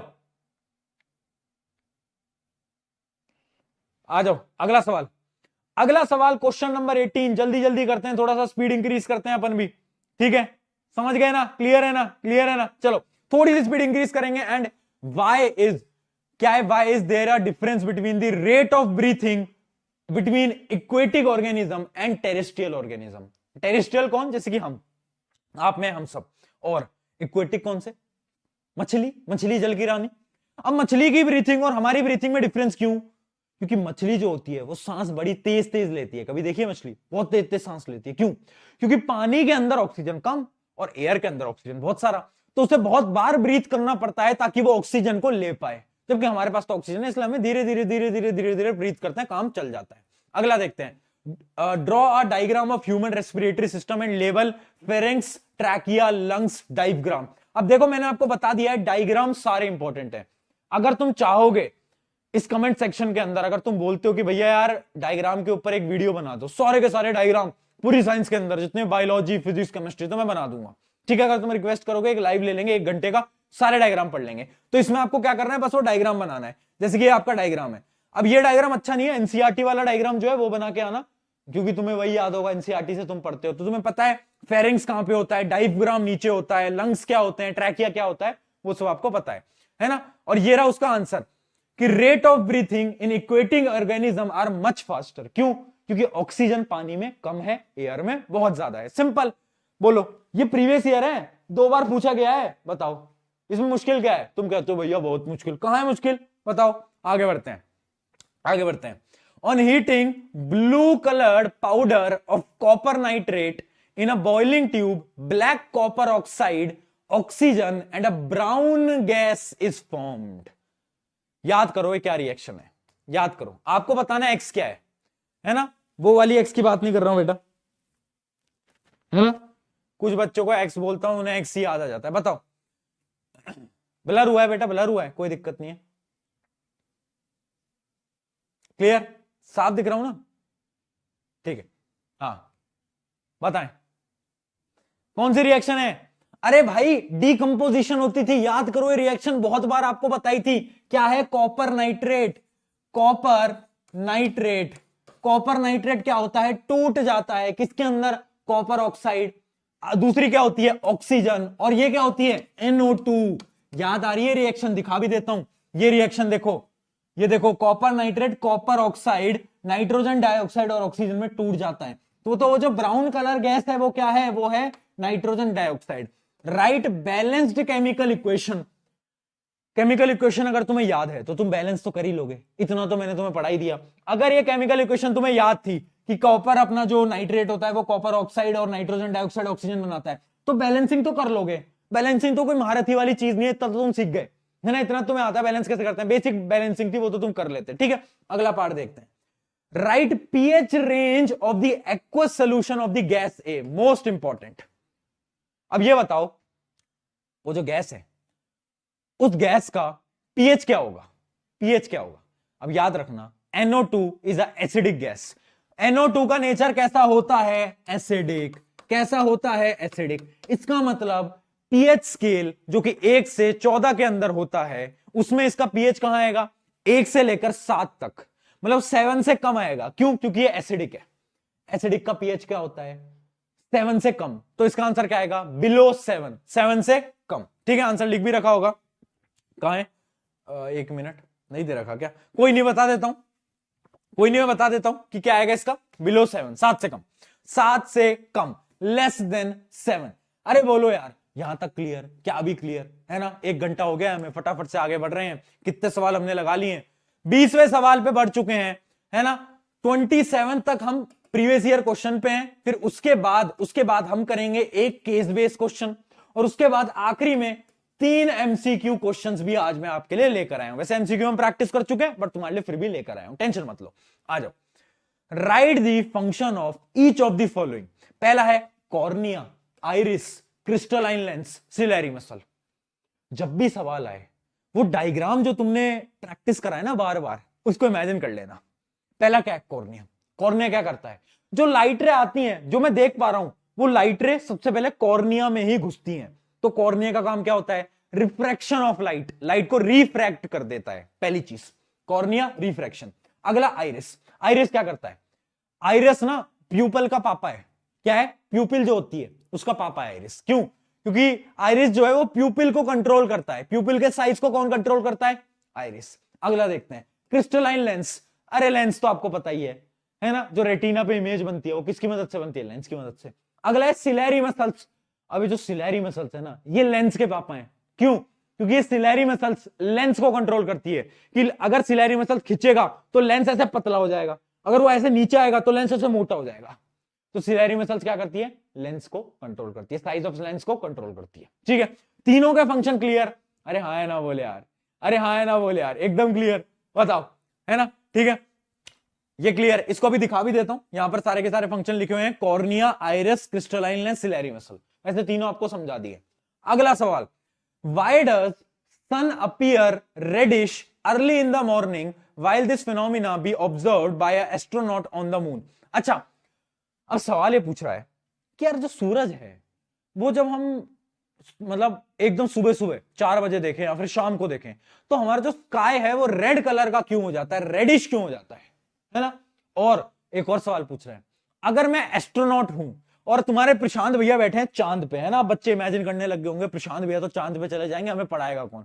चांद से लाइव क्लास लूंगा, चांद पे बैठ के लाइव क्लास लूंगा, पर तुम्हें पढ़ाऊंगा जरूर। सुनो, अगर मैं चांद पे हूं तो क्या मुझे फिर भी जब सूरज ढलता है तो क्या मुझे फिर भी सूरज मतलब ऐसा रेड कलर का नेचर मतलब इन्वायरमेंट रेड कलर का दिखेगा या नहीं दिखेगा? ये सवाल है। तो पहली चीज, रेड कलर का होता क्यों है? आंसर क्या है? बोलो बोलो। लाइट स्कैटर कर जाती है। देखो आपको एक एग्जांपल से समझाते हैं। मान लो ये पृथ्वी है, ये चिंटू लाल यहां पर खड़ा है। अब जब सूरज उग रहा है तो सूरज यहां पर है। अब सूरज की रेज आती हैं, सूरज की रेज आती हैं। अब सूरज की जो रेज हैं वो स्कैटर होती जाती हैं, कलर्स उसके डिवाइड होते जाते हैं। एक आपने पढ़ा होगा विबग्योर, विबग्योर किस किस को याद है ना? है ना? अब जैसे जैसे लाइटें आएंगी ना तो धीरे धीरे कलर्स फैलते जाएंगे। यहां पर आपका जो ब्लू कलर है वो फैल जाएगा, उसके बाद आपका ग्रीन कलर फैल जाएगा, और चिंटू लाल के पास आते आते कलर कैसा हो जाएगा, रेड कलर भी फैल जाएगा, रेड कलर भी फैल जाएगा। अब तुम बोलोगे भैया दिन में क्यों नहीं दिखता, फिर दिन में क्यों नहीं फैलता, क्योंकि दिन में सूरज होता है ऊपर और इसको अब डिस्टेंस कवर करना है कम, अब डिस्टेंस कवर करना है कम, उससे क्या होता है, जो लाइट स्कैटर होती है ना, केवल ब्लू कलर ही स्कैटर हो पाते हैं, जो रेड कलर होते हैं, येलो कलर होते हैं, वो स्कैटर नहीं होते, केवल ब्लू कलर स्कैटर होते हैं, जिसकी वजह से आपको स्काई, आसमान नीला नीला दिखाई दे रहा होता है। ठीक है, तो ये है इसका रीजन। अब तुम पूछोगे अगर मैं एस्ट्रोनॉट हूं, प्रशांत भैया चांद से पढ़ा रहे हैं, तो क्या चांद में भी दिखेगा, तो नहीं, क्योंकि चांद के पास क्या कोई एटमॉस्फेयर है, जब चांद पे एटमॉस्फेयर नहीं तो चांद में स्कैटरिंग कैसे होगी, तो कॉन्सेप्ट है ये स्कैटरिंग ऑफ लाइट का, और चांद के पास कोई एटमॉस्फेयर ही नहीं है तो स्कैटरिंग भी नहीं होगी, तो उसका आंसर होगा नो। बताओ, क्लियर, क्लियर, यहां पर सारे आंसर्स लिखे हुए हैं। अरे बोलो यार हां या ना, क्या हम यहां तक समझ पा रहे हैं, क्या हमने मस्त तरीके से पढ़ाई कर ली है अभी तक, क्या हमने सब कुछ समझ लिया है अभी तक, अरे बोलो यार, आगे बढ़े, चलो। व्हाट आर हॉर्मोन्स, हॉर्मोन्स क्या होते हैं, केमिकल सब्सटेंस होते हैं जो कि बॉडी के बहुत सारे फंक्शंस में काम आते हैं। अगला सवाल, state one function of each of the following hormone, thyroxine, insulin. Thyroxine कहां होता था, याद करो, याद करो, धुंधली धुंधली यादों में याद करो, थायरोक्सिन होता था यहां पर, thyroid gland, thyroid gland, thyroxine क्या करता था, मेटाबॉलिज्म, बॉडी का जो मेटाबॉलिज्म है उसको कौन कंट्रोल करता है, थायरोक्सिन। इंसुलिन कहां होता था, पैनक्रियास, क्या काम करता था, शुगर लेवल, क्या करता था, शुगर लेवल। तो मतलब थायरोक्सिन का काम मेटाबॉलिज्म, इसका काम शुगर लेवल। अब अगला सवाल देखते हैं, name the hormone secreted by following endocrine gland, कौन कौन से हार्मोन सेक्रेट कर रहे हैं, पहला ग्लैंड है थायराइड ग्लैंड, ये लिखा आंसर, लो बोर्ड वाले भी बेवकूफ हो गए हैं, क्वेश्चन लिखते हैं आंसर ऊपर ही दे रखा है, ये लो थायरोक्सिन। दूसरा पैनक्रियास, ये लो यहां भी आंसर दे रखा है, देखो तुम कहते हो बोर्ड का पेपर मुश्किल आता है, ये लो ऐसे बनाते हैं। अब एक बच गया पिट्यूटरी ग्लैंड, पिट्यूटरी ग्लैंड कहां होता था, भेजे में, दिमाग में, है ना, मानता हूं तुम्हारे दोस्त के पास दिमाग कम है, कोई दिक्कत नहीं है, बट होता दिमाग में। पिट्यूटरी ग्लैंड क्या करता था, ग्रोथ हार्मोन्स को सेक्रेट करता था, ग्रोथ हार्मोन्स। ठीक है, क्लियर, एकदम बढ़िया, बोलो क्लियर। चलिए, ये बड़ा सिंपल सा सवाल आ रखा है ना, बताओ, ऐसे ऐसे सवाल आते हैं। List important product of chlor alkali process, ये क्या चीज है भैया, क्लोर एल्कलाई प्रोसेस, ये तो भैया हमें कहीं पढ़ा तो था, बट भैया उस समय पर क्या था ना कि वो नेहा सुनैना का मैसेज आ गया था, और फिर क्या हुआ था ना, हमने आपकी वो वीडियो आधी में स्किप कर दी थी, तो हम वो क्लोर एल्कलाई पढ़ नहीं पाए थे, है ना, कोई दिक्कत नहीं, अभी समझा देता हूं। देखो क्लोर एल्कलाई प्रोसेस में क्या होता था, एक बीकर लेते थे, उसमें NaCl का सोल्यूशन लेते थे, जिसको हम ब्राइन सोल्यूशन भी बोलते हैं, ब्राइन। हम क्या करते थे, वही वही हमारी कि भाई हम डालेंगे क्या, एक कैथोड डालते हैं, एक एनोड डालते हैं, फिर हम क्या करते थे, बिजली पास करते थे, उस बिजली से क्या बनता था, तीन चीजें बनती थी। पहली चीज बनती थी आपकी NaOH, सोडियम हाइड्रोक्साइड, एक बनती थी आपकी क्लोरीन गैस, और एक बनती थी आपकी क्या, बोलो, एक चीज और बनती थी बेटा, किस किस को याद है, बताओ, क्या बनता था, क्या बनता था, हाइड्रोजन, क्या बनता था, हाइड्रोजन। ठीक है, ये तीन मेजर चीज आपकी बनती थी, और यही आपसे पूछ रहा है, लिस्ट द इंपॉर्टेंट प्रोडक्ट्स, क्या चीजें बनती थी, ये तीन चीजें बनती थी, और इन तीन चीजों के एक एक एक एक यूज भी बता दो। तो आ जाओ भाई, पहली चीज क्या है, सोडियम हाइड्रोक्साइड, क्लोरीन और हाइड्रोजन गैस, तीनों के यूजेस भी लिख रखे हैं। सोडियम हाइड्रोक्साइड कहां काम आता था, सोप, साबुन बनाने में बड़ा काम आता था, याद आ रहा है, रिएक्शन, सोप रिएक्शंस। ठीक है, उसके अलावा क्लोरीन कहां काम आता है, chlorine bleaching powder, bleaching powder, calcium oxychloride उसके अंदर। और हाइड्रोजन गैस क्या है, हाइड्रोजन गैस तो फ्यूल है ना, ऐसा बोलते हैं कि आगे जाकर जब पेट्रोल खत्म हो जाएगा तो हमारी गाड़ियां जो है वो हाइड्रोजन पे चलेंगी, बाकी रिसर्च इस चीज पे चल रही है, शायद हाइड्रोजन पे भी, मतलब हर जगह से हाइड्रोजन पे ही गाड़ियां चलें और फिर हमें पेट्रोल की जरूरत भी ना पड़े, हो सकता है बिल्कुल।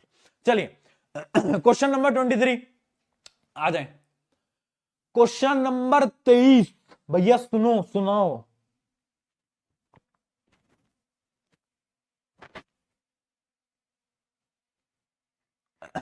क्वेश्चन पढ़ो, सॉल्व करो फटाफट।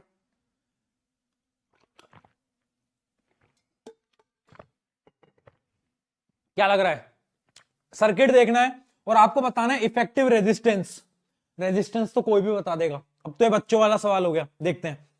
और ये 3 बार पूछा गया है सवाल, देखो। इफेक्टिव रेजिस्टेंस कैलकुलेट करो बेटा जल्दी। ये क्या है 4 ओम, ये क्या है 6 ओम, ये 6 ही दे रखा है ना, कितना दे रखा है मुझे तो दिख भी नहीं रहा, हाँ 6 ओम है। तो इन दोनों को तो सीरीज में ऐड कर दो, तो ये तो हो गया 10 ओम, ठीक है। अब ध्यान से देखना, यहां पर ओवरऑल आ गया 10 ओम और ये भी है 10 ओम। अब ये पूरा सर्किट आ गया पैरेलल में, 10 और 10। अब पैरेलल में ऐड करो, जब 10 और 10 को पैरेलल में ऐड करोगे तो क्या आएगा 5। जब इनको पैरेलल में ऐड करोगे तो अब इस पूरे को जब आपने सॉल्व करा इस एरिया को, तो यहां पर आ गया एक रजिस्टर जो कि है 5 ओम का, ठीक है। अब यहां पर 5, यहां पर 5 और यहां पर 10, 5 5 10 कितना आ गया ओवरऑल? ओवरऑल कितना आ गया बोलो फटाफट? 5 5 10 कितना होता है 20। तो आर नेट तो आ गया 20 ओम।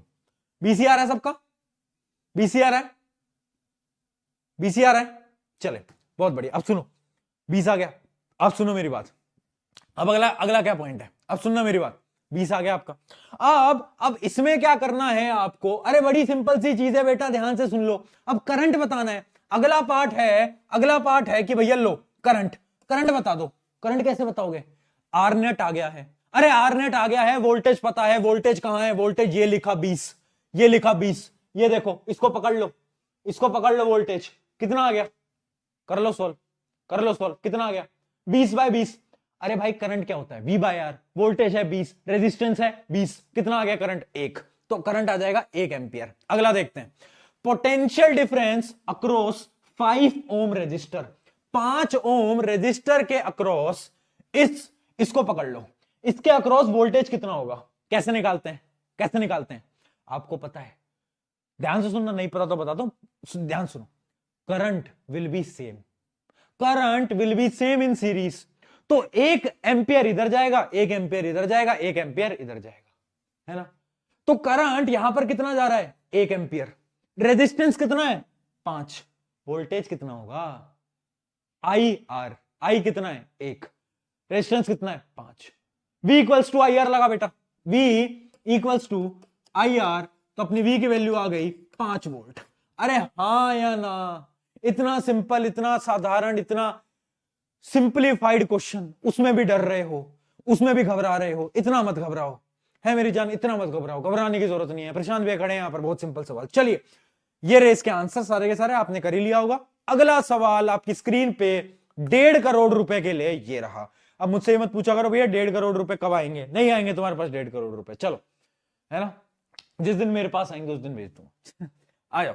ये बहुत प्यारा सवाल है, बार बार पूछा जाता है, कम से कम नहीं तो 4 बार इसी टॉपिक पे सवाल रिपीट हुए हैं, 4 बार इस टॉपिक पे रिपीट होते हैं। ये सवाल आता है, आपको पता है किस चैप्टर का ये सवाल है? हेरिडिटी का। इस पे सवाल हमेशा पूछा जाता है। चलिए, इसलिए बोल रहा हूं 1.5 करोड़ का है। In a cross between violet flower and white flower, state the characteristics of the plant obtained in F1 generation. बेटा यहां पर करेक्शन कर लेना, ये है F1 जनरेशन, यहां भी है F1 जनरेशन, ये है अपना F2 जनरेशन, और क्या बोल रहा है? और ये भी है अपना F2 जनरेशन। चलो अब बताओ, पहला सवाल देखते हैं। पहले हमसे बोल रहा है state the characteristics of the plant obtain in F1 generation. F1 generation के प्लांट कैसे होंगे? याद करो कैसे होंगे। अब हमें इस सवाल के अंदर ये नहीं बताया है कि कौन डोमिनेंट है, कौन रिसेसिव है। क्या बताया है? कहीं लिखा है क्या? जब नहीं लिखा तो अपना भेजा मत लगाओ, है ना। बहुत सारे बच्चे बोलते हैं भैया हमने पढ़ा था पी प्लांट के अंदर ना भैया वो वॉयलेट वाला जो फ्लावर होता है ना वो डोमिनेंट होता है। मैंने कहा एग्जाम में लिखा है? कहीं यहां पर दिया है पी प्लांट है? क्यों दिमाग लगाना?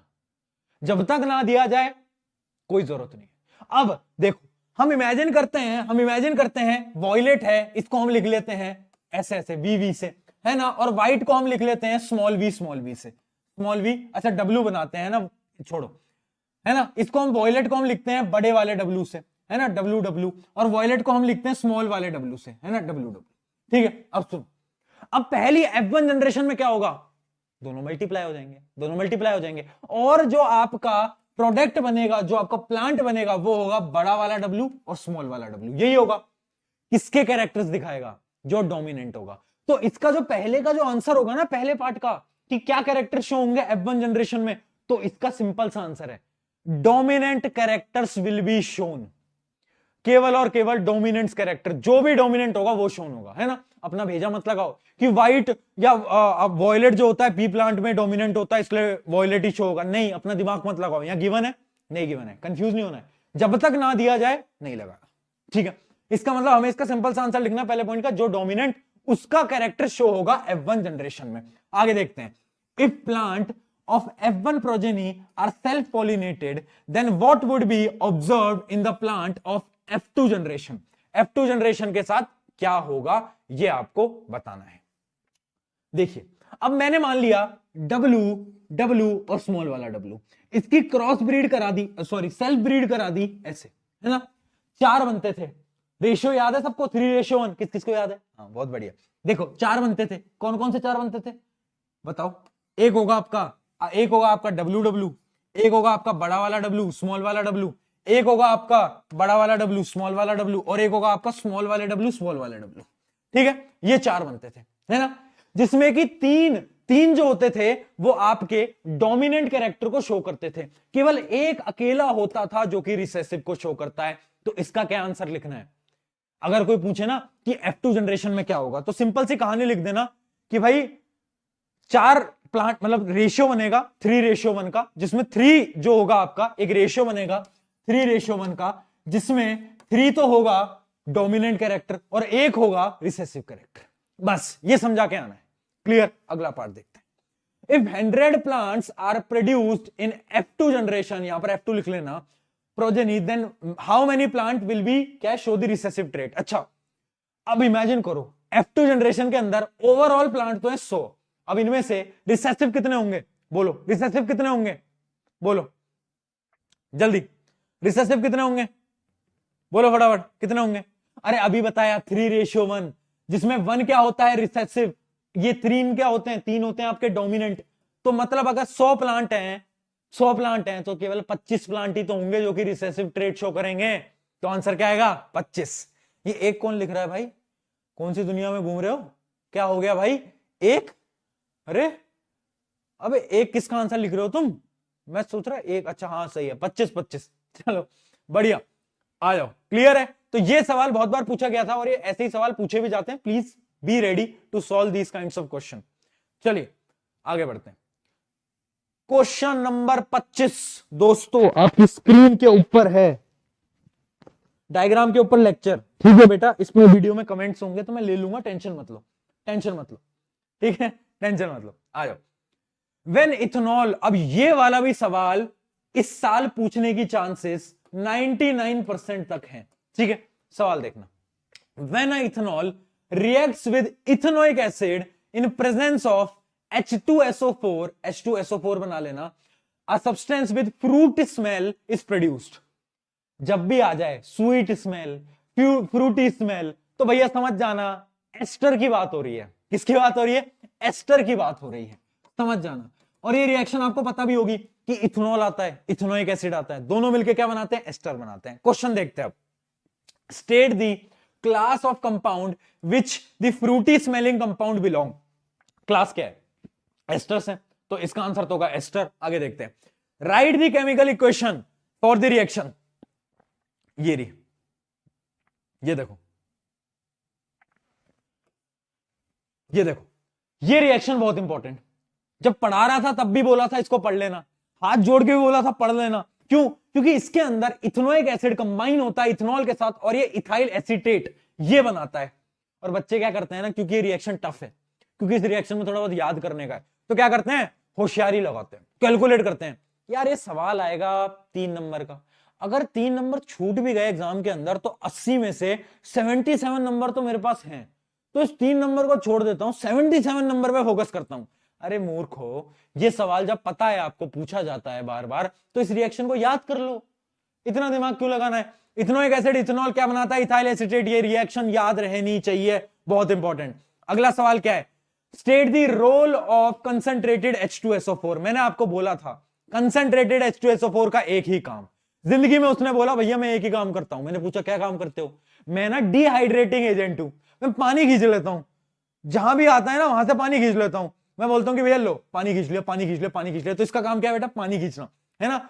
तो आपको पता है क्या होता है, H2SO4 होता है डिहाइड्रेटिंग एजेंट, एक तरीके का डिहाइड्रेटिंग एजेंट जो कि पानी खींच लेता है। क्लियर, बताओ, है ना, क्लियर, बताएं, बताएं, सब बढ़िया, चलें आगे बढ़े। ये क्या लिख रहे हो तुम, बिग बॉस देख रहे हो क्या, मुनावर मुनावर क्या लिख रहे हो, बिग बॉस देखने लग गए हो क्या तुम, ये दिन आ गए हैं क्या तुम्हारे, तुम्हें बिग बॉस देखने पड़ रहे हैं? तुम्हें बिग बॉस देखने पड़ रहे हैं, ये दिन आ गए क्या तुम्हारे?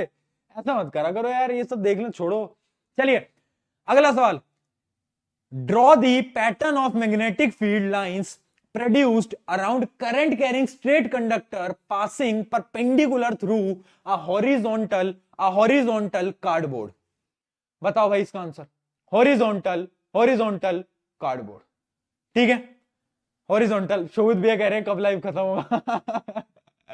देखो भाई, इसके बाद सवाल बच रहे हैं आपके, कितने बच रहे हैं सवाल, बच रहे हैं 6 और, है ना, इसके बाद 6 और बच रहे हैं, तो मान लो 15 मिनट और 15-20 मिनट और, ठीक है। चलिए देख लो भाई फटाफट, क्या बोल रहा है कि भाई पैटर्न बताओ। अब इमेजिन करना, इसको थोड़ा सा विजुलाइज करेंगे, सवाल आसान हो जाएगा। एक कार्डबोर्ड है, ये कार्डबोर्ड है, इसके अंदर से मैंने करंट कैरिंग वायर को ऐसे डाल दिया, ठीक है, मैंने ऐसे डाल दिया, भाई करंट कैरिंग वायर जा रहा है कार्डबोर्ड के। अब मुझे बताना है कार्डबोर्ड पे कैसी मैग्नेटिक फील्ड ऑफ लाइंस होंगी, कैसा दिखेगा ये आपको बताना है। तो ये एक्सपेरिमेंट है आपकी बुक का, ये एक्सपेरिमेंट है, आपको पता है वायर के round round round round round round, याद है कैसी दिखती है मैग्नेटिक फील्ड ऑफ लाइंस, ऐसी round round round round. Cardboard के ऊपर अगर बनाने को बोली जाए तो ऐसे राउंड बनाना, ठीक है, ये बहुत बेसिक एग्जांपल है, आपको पता है ना, बहुत बेसिक एग्जांपल है। अब दूसरी चीज देखना, how will the strength of magnetic field change when the point of the magnetic field is moved. बहुत इंपॉर्टेंट पॉइंट बता रहा हूं बेटा, ये मिस मत करना, ये मिस कर दिया नंबर कट जाएंगे। देखो क्या बोल रहा है, ये बोल रहा है कि अगर मैं मान लो मैं यहां पर हूं तो एक मैग्नेटिक फील्ड है, अगर मैं यहां से दूर जाता जाऊं, अगर मैं जिंदगी में दूर जाता जाऊं तो मैग्नेटिक फील्ड कैसे चेंज होगी, बताओ, ज्यादा होगी कम होगी, बोलो, ज्यादा होगी कम होगी, फटाफट बोलो, कैसी होगी, अरे बोलो फटाफट, कैसी होगी, ज्यादा होगी या कम होगी, जल्दी बोलें, कैसी होगी, कम होगी, बहुत बढ़िया, कम होगी। अगर मैं दूर जाता जाऊंगा मैग्नेटिक फील्ड से तो मेरी जो मैग्नेटिक फील्ड की फोर्स है, जो स्ट्रेंथ मुझे फील हो रही है, वो भैया कम होती जाएगी। तो इसका उत्तर है कि भैया जो पॉइंट अगर हम दूर मूव करेंगे तो कम होती जाएगी, ठीक है। ये बड़े ही सिंपल आपके क्वेश्चन थे, है ना, ये बड़ा ही सिंपल सा आपका सवाल था, ये आपको मैंने बता ही दिया कि कैसे हम निकालते हैं, ये पूरा डायग्राम आपको बना के आना था।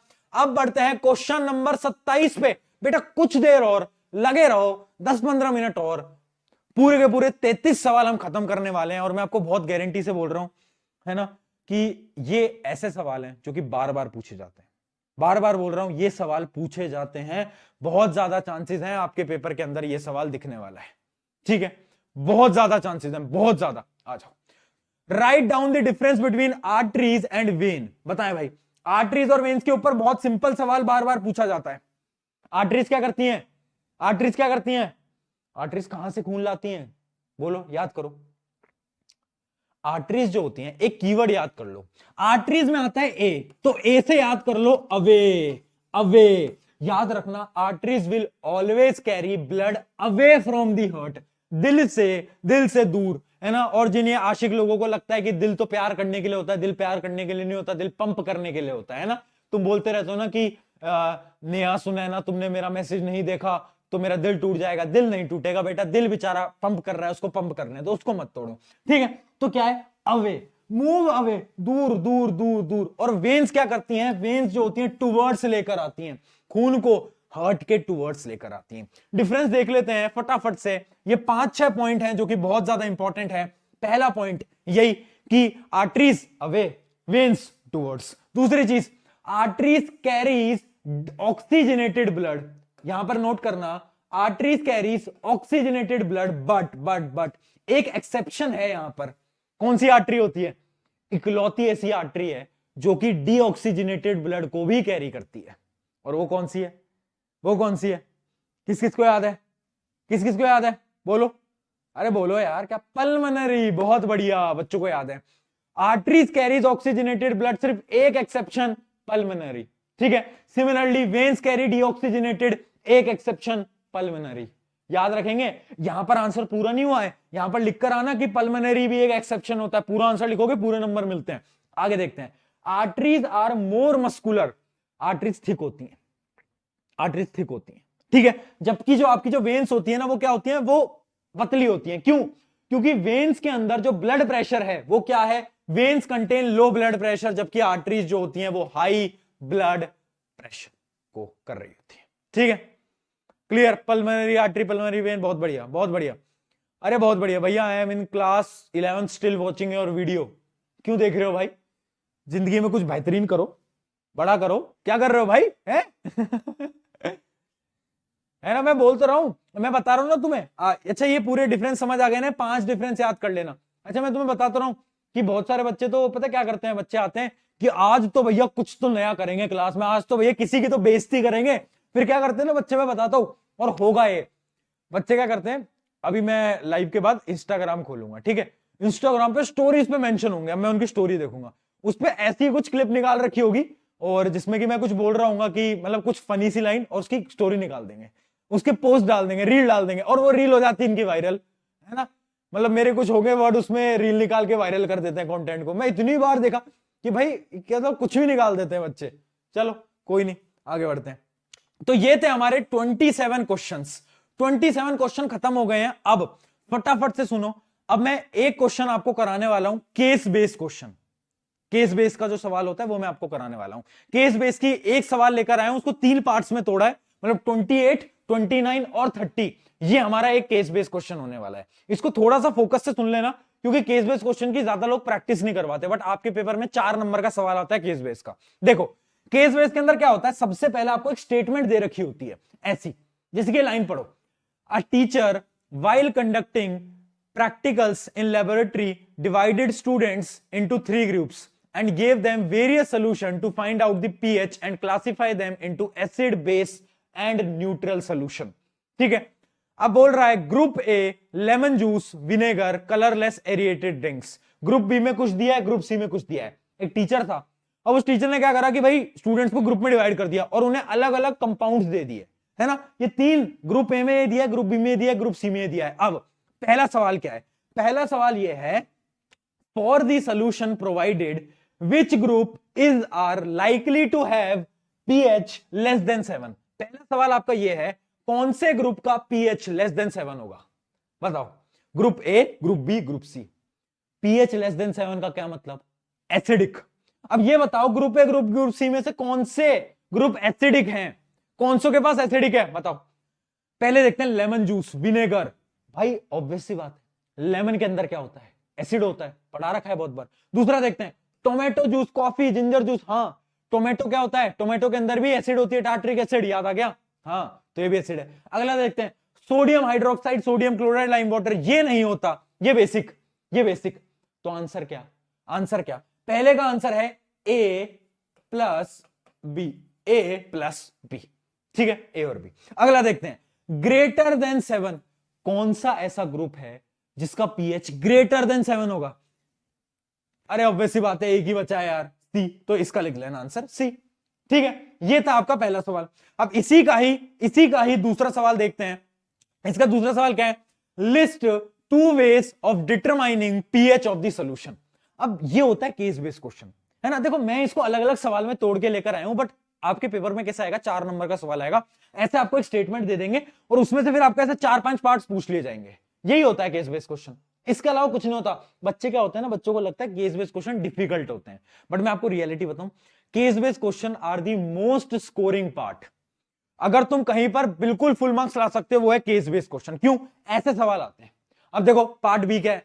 List 2 ways of determining pH. PH बताना है। क्या वेज होते हैं? पहला होता है आपका पीएच पेपर, पीएच पेपर होता है, और दूसरा होता है आपका यूनिवर्सल इंडिकेटर्स। यूनिवर्सल इंडिकेटर जैसे फिनोप्थिलीन, टर्मरिक। याद है? अरे याद है नहीं है, भूल गए? अरे याद है नहीं है, भूल गए, है ना। हाँ, बहुत बढ़िया। 2 वेज क्या है? 2 वेज हैं, एक तो पीएच पेपर और एक है आपका यूनिवर्सल इंडिकेटर। अगला इसका थर्ड पार्ट देखते हैं। इसका थर्ड पार्ट क्या है? इसके थर्ड पार्ट के भी 2 पार्ट है। पहला, explain why the source substance such as lemon juice are effective in cleaning tarnished copper vessel. क्या होता है ना, कॉपर जो होता है ना उसको हम क्लीन करते हैं एसिड से। अब सवाल यह है हम ऐसा क्यों करते हैं, इसका क्या आंसर है? इसका आंसर है जो मेरा कॉपर है ना वो बेचारा क्या करता है ना, कॉपर ना बाहर रिएक्ट करता है, कॉपर का कोरोजन होता है, तो कॉपर क्या बना लेता है, कॉपर एक लेयर बना लेता है किसकी, कॉपर कार्बोनेट, COCO3। COCO3 दिखा भी देता हूं। कॉपर क्या करता है, कॉपर अपनी एक लेयर बना लेता है, अपने ऊपर एक लेयर बना लेता है, ठीक है, किसकी, कॉपर कार्बोनेट की, कॉपर कार्बोनेट की। अब कॉपर कार्बोनेट कैसा होता है, बेसिक होता है। ध्यान से सुनना, कॉपर कार्बोनेट है मेरा बेसिक, बेसिक को क्या चाहिए, बेसिक को चाहिए एसिड। अब हम क्या करते हैं, एसिड लाते हैं, बेसिक भी खुश। अब दोनों क्या करते हैं, मिल जाते हैं, मिलकर क्या होता है, जब एसिड और बेस मिलते हैं न्यूट्रलाइजेशन रिएक्शन होता है और आपका जो कॉपर वेसल है वो साफ हो जाता है, एकदम चकाचक, चकाचौंध आ जाती है उसके अंदर, क्लीन हो जाता है। तो ये था आपका सवाल, ये था इसका आंसर। अगला सवाल देखते हैं, पीएच हैज ग्रेट इंपॉर्टेंस, बताओ क्यों पीएच इंपॉर्टेंट क्यों है? पीएच के बारे में हम क्यों पढ़ते हैं? क्योंकि पीएच ना हर एक जगह पर है। आपका फूड के अंदर पीएच है कि आपका फूड एसिडिक है, बेसिक है। आपका जो टूथ है, आपके जो दांत हैं उसके अंदर भी पीएच है ना? क्यों हम ब्रश क्यों करते हैं? हमारा जो टूथपेस्ट होता है उसके अंदर बेस क्यों होता है? क्योंकि जो जर्म्स होते हैं ना वो हमारे माउथ को एसिडेट, मतलब बहुत ज्यादा एसिडिक मीडियम में ला देते हैं। उससे क्या होता है, हमारे जो दांत है वो डिकम्पोज होने लगते हैं। बट हम क्या करते हैं, सुबह लाते हैं ब्रश, टूथपेस्ट लगाते हैं, टूथपेस्ट है बेसिक इन नेचर, ब्रश कर लेते हैं, एसिड बेस मिले, न्यूट्रलाइजेशन हुआ, tata bye bye goodbye. तो इसका आंसर क्या है? इसका आंसर भी यहां पर दे रखा है, इसका आंसर भी यहां पर दे रखा है, देख लेना, ये दे रखा है, चेंज इन पीएच कैन री कॉज टूथ डीके। मतलब जो पीएच है ना वो बहुत ज्यादा इंपॉर्टेंट है यार, पीएच तो हमारी जिंदगी के अंदर है, पीएच हर एक जगह पर है। तो उसका जो आंसर है वो सारे के सारे दे रखे हैं, survival of aquatic life becomes difficult when pH water becomes low. अगर पानी का पीएच कम हो गया ना तो भाई जो आपकी जो मछलियां हैं वो भी जिंदा नहीं रह पाएंगे, है ना? फिर तुम वो गाना नहीं गा पाओगे, मछली जल की रानी है, जीवन उसका पानी है ना? तुम्हारे स्कूल में भी पढ़ाते थे क्या ये? हमारे भी पढ़ाते। हाँ, एक बच्चे ने एक और लिखा है एंट एसिड, वो भी बहुत अच्छा एग्जाम्पल है उसका। इसका एक और एग्जाम्पल है एंट एसिड। एंट एसिड क्या होता है, आपके पेट में एसिडिटी हो जाती है तो आप क्या लेते हो, इनो लेते हो, है ना? वो क्या है, वो एक तरीके का एंट एसिड है जो कि न्यूट्रलाइज कर देता है। बहुत बढ़िया। चलिए, ये थे आपके कुछ सवाल। अब हम बढ़ रहे हैं 31, 32, 33। 3 सवाल बचे हैं, ये मैं करा रहा हूं। आगे के जो 2 एमसीक्यू है, वैसे एमसीक्यू हमने बहुत प्रैक्टिस करी, बट प्रीवियस ईयर में जो मोस्ट रिपीटेड एमसीक्यू है 3, वो मैं आपके लिए लेकर आया, ठीक है? जो 2-2, 3-3 बार सेम सवाल पूछे गए हैं, तो ये मैं करा रहा हूं। अगले 2 आपको होमवर्क मिलेंगे, अभी कहीं नहीं जाना है, 5 मिनट ध्यान से सुन लो। पहला सवाल देखो, MnNO2 XHCl से मिलता है और MnCl2 और ये बनाता है। अब हमसे बोल रहा है इस इक्वेशन को बैलेंस करो और बैलेंस करके x, y और z की वैल्यू बताओ। बेसिक बैलेंसिंग बेटा, कुछ नया, कुछ यूनिक, बहुत सिंपल। बैलेंस करो फटाफट। कैसे करोगे बैलेंस? ये देखो, हम ना दिमाग लगाएंगे, हम थोड़ा सा स्मार्ट वर्क करते हैं। एमसीक्यू में तो तुक्का, अरे तुमने तुक्का स्ट्रेटेजी वाली वीडियो देखी नहीं देखी अभी तक? तुमने तुक्का स्ट्रेटेजी वाली देख ली? तुमने तुक्का स्ट्रेटेजी वाली वीडियो देख लिया नहीं देख ली, बताओ पहले। देख ली? देख ली, बहुत बढ़िया। हाँ, बच्चों के आंसर आ गए। हाँ ठीक है। अब देखो, इसमें कुछ नहीं करना। देखो, आपको पता है Mn यहां पर 1 है। अब ध्यान से देखना, ध्यान से देखना, यहां पर Mn का कोफिशिएंट 1 है, तो ऑक्सीजन भी यहां पर कितने, रिएक्टेंट साइड में ऑक्सीजन 2 है, तो इधर भी 2 होने चाहिए, इधर भी 2 होने चाहिए। तो y की वैल्यू क्या आएगी, y की वैल्यू आएगी 2। y की वैल्यू क्या आएगी 2। अब अगर y मेरा 2 आ गया तो यहां पर मेरे हाइड्रोजन कितने हो गए, 2 इंटू 2 कितने हो गए, हाइड्रोजन हो गए मेरे 4। अब अगर यहां पर हाइड्रोजन 4 है तो यहां भी 4 होने चाहिए, है ना? तो x की वैल्यू क्या आएगी, x की वैल्यू आएगी 4, x की वैल्यू आएगी 4। तो ये आएगा 2, ये आएगा 4, ऑप्शन मैच कर लो, 2 और 4। अच्छा एक मिनट, क्या आ रहा है, कुछ गलत लिख दिया क्या? x की वैल्यू कितनी आई थी बेटा? अच्छा, y की वैल्यू 2 है, उल्टा लिख दिया। इसकी वैल्यू आ रही है 4, इसकी वैल्यू आ रही है 2। 4 2 4 2 किस में दे रखा है, सी में दे रखा है। ये आंसर बढ़िया, सी ऑप्शन। बेटा डी कहां से आ रहा है तुम्हारा, 4 2 आएगा। x की वैल्यू निकाल तो दी पहले, सबसे पहले x की वैल्यू तो निकाली 4। ऐसा मत करो। चलिए, अब अपने होमवर्क क्वेश्चन नोट करो फटाफट। ये आपका पहला होमवर्क क्वेश्चन है, एक बार फटाफट से स्क्रीनशॉट लो, फटाफट फटाफट से, फटाफट से इसका स्क्रीनशॉट लो। ले लिया सबने? ले लिया क्या सबने?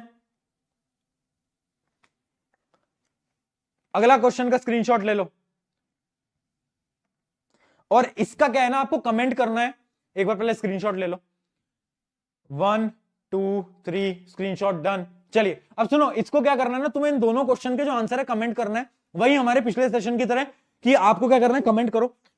जो सबसे एक्यूरेट आंसर होगा, मतलब इन दोनों सवालों का, उनको मैं पिन कर दूंगा, कमेंट में पिन कर दूंगा। ठीक है, तो आप सबको कमेंट करना है, किसी का भी कमेंट पिन हो सकता है। पिछली बार भी वीडियो में मैंने कमेंट पिन कर दिया था जिसका आंसर सही था। ठीक है, तो ये थी आज का लेक्चर। और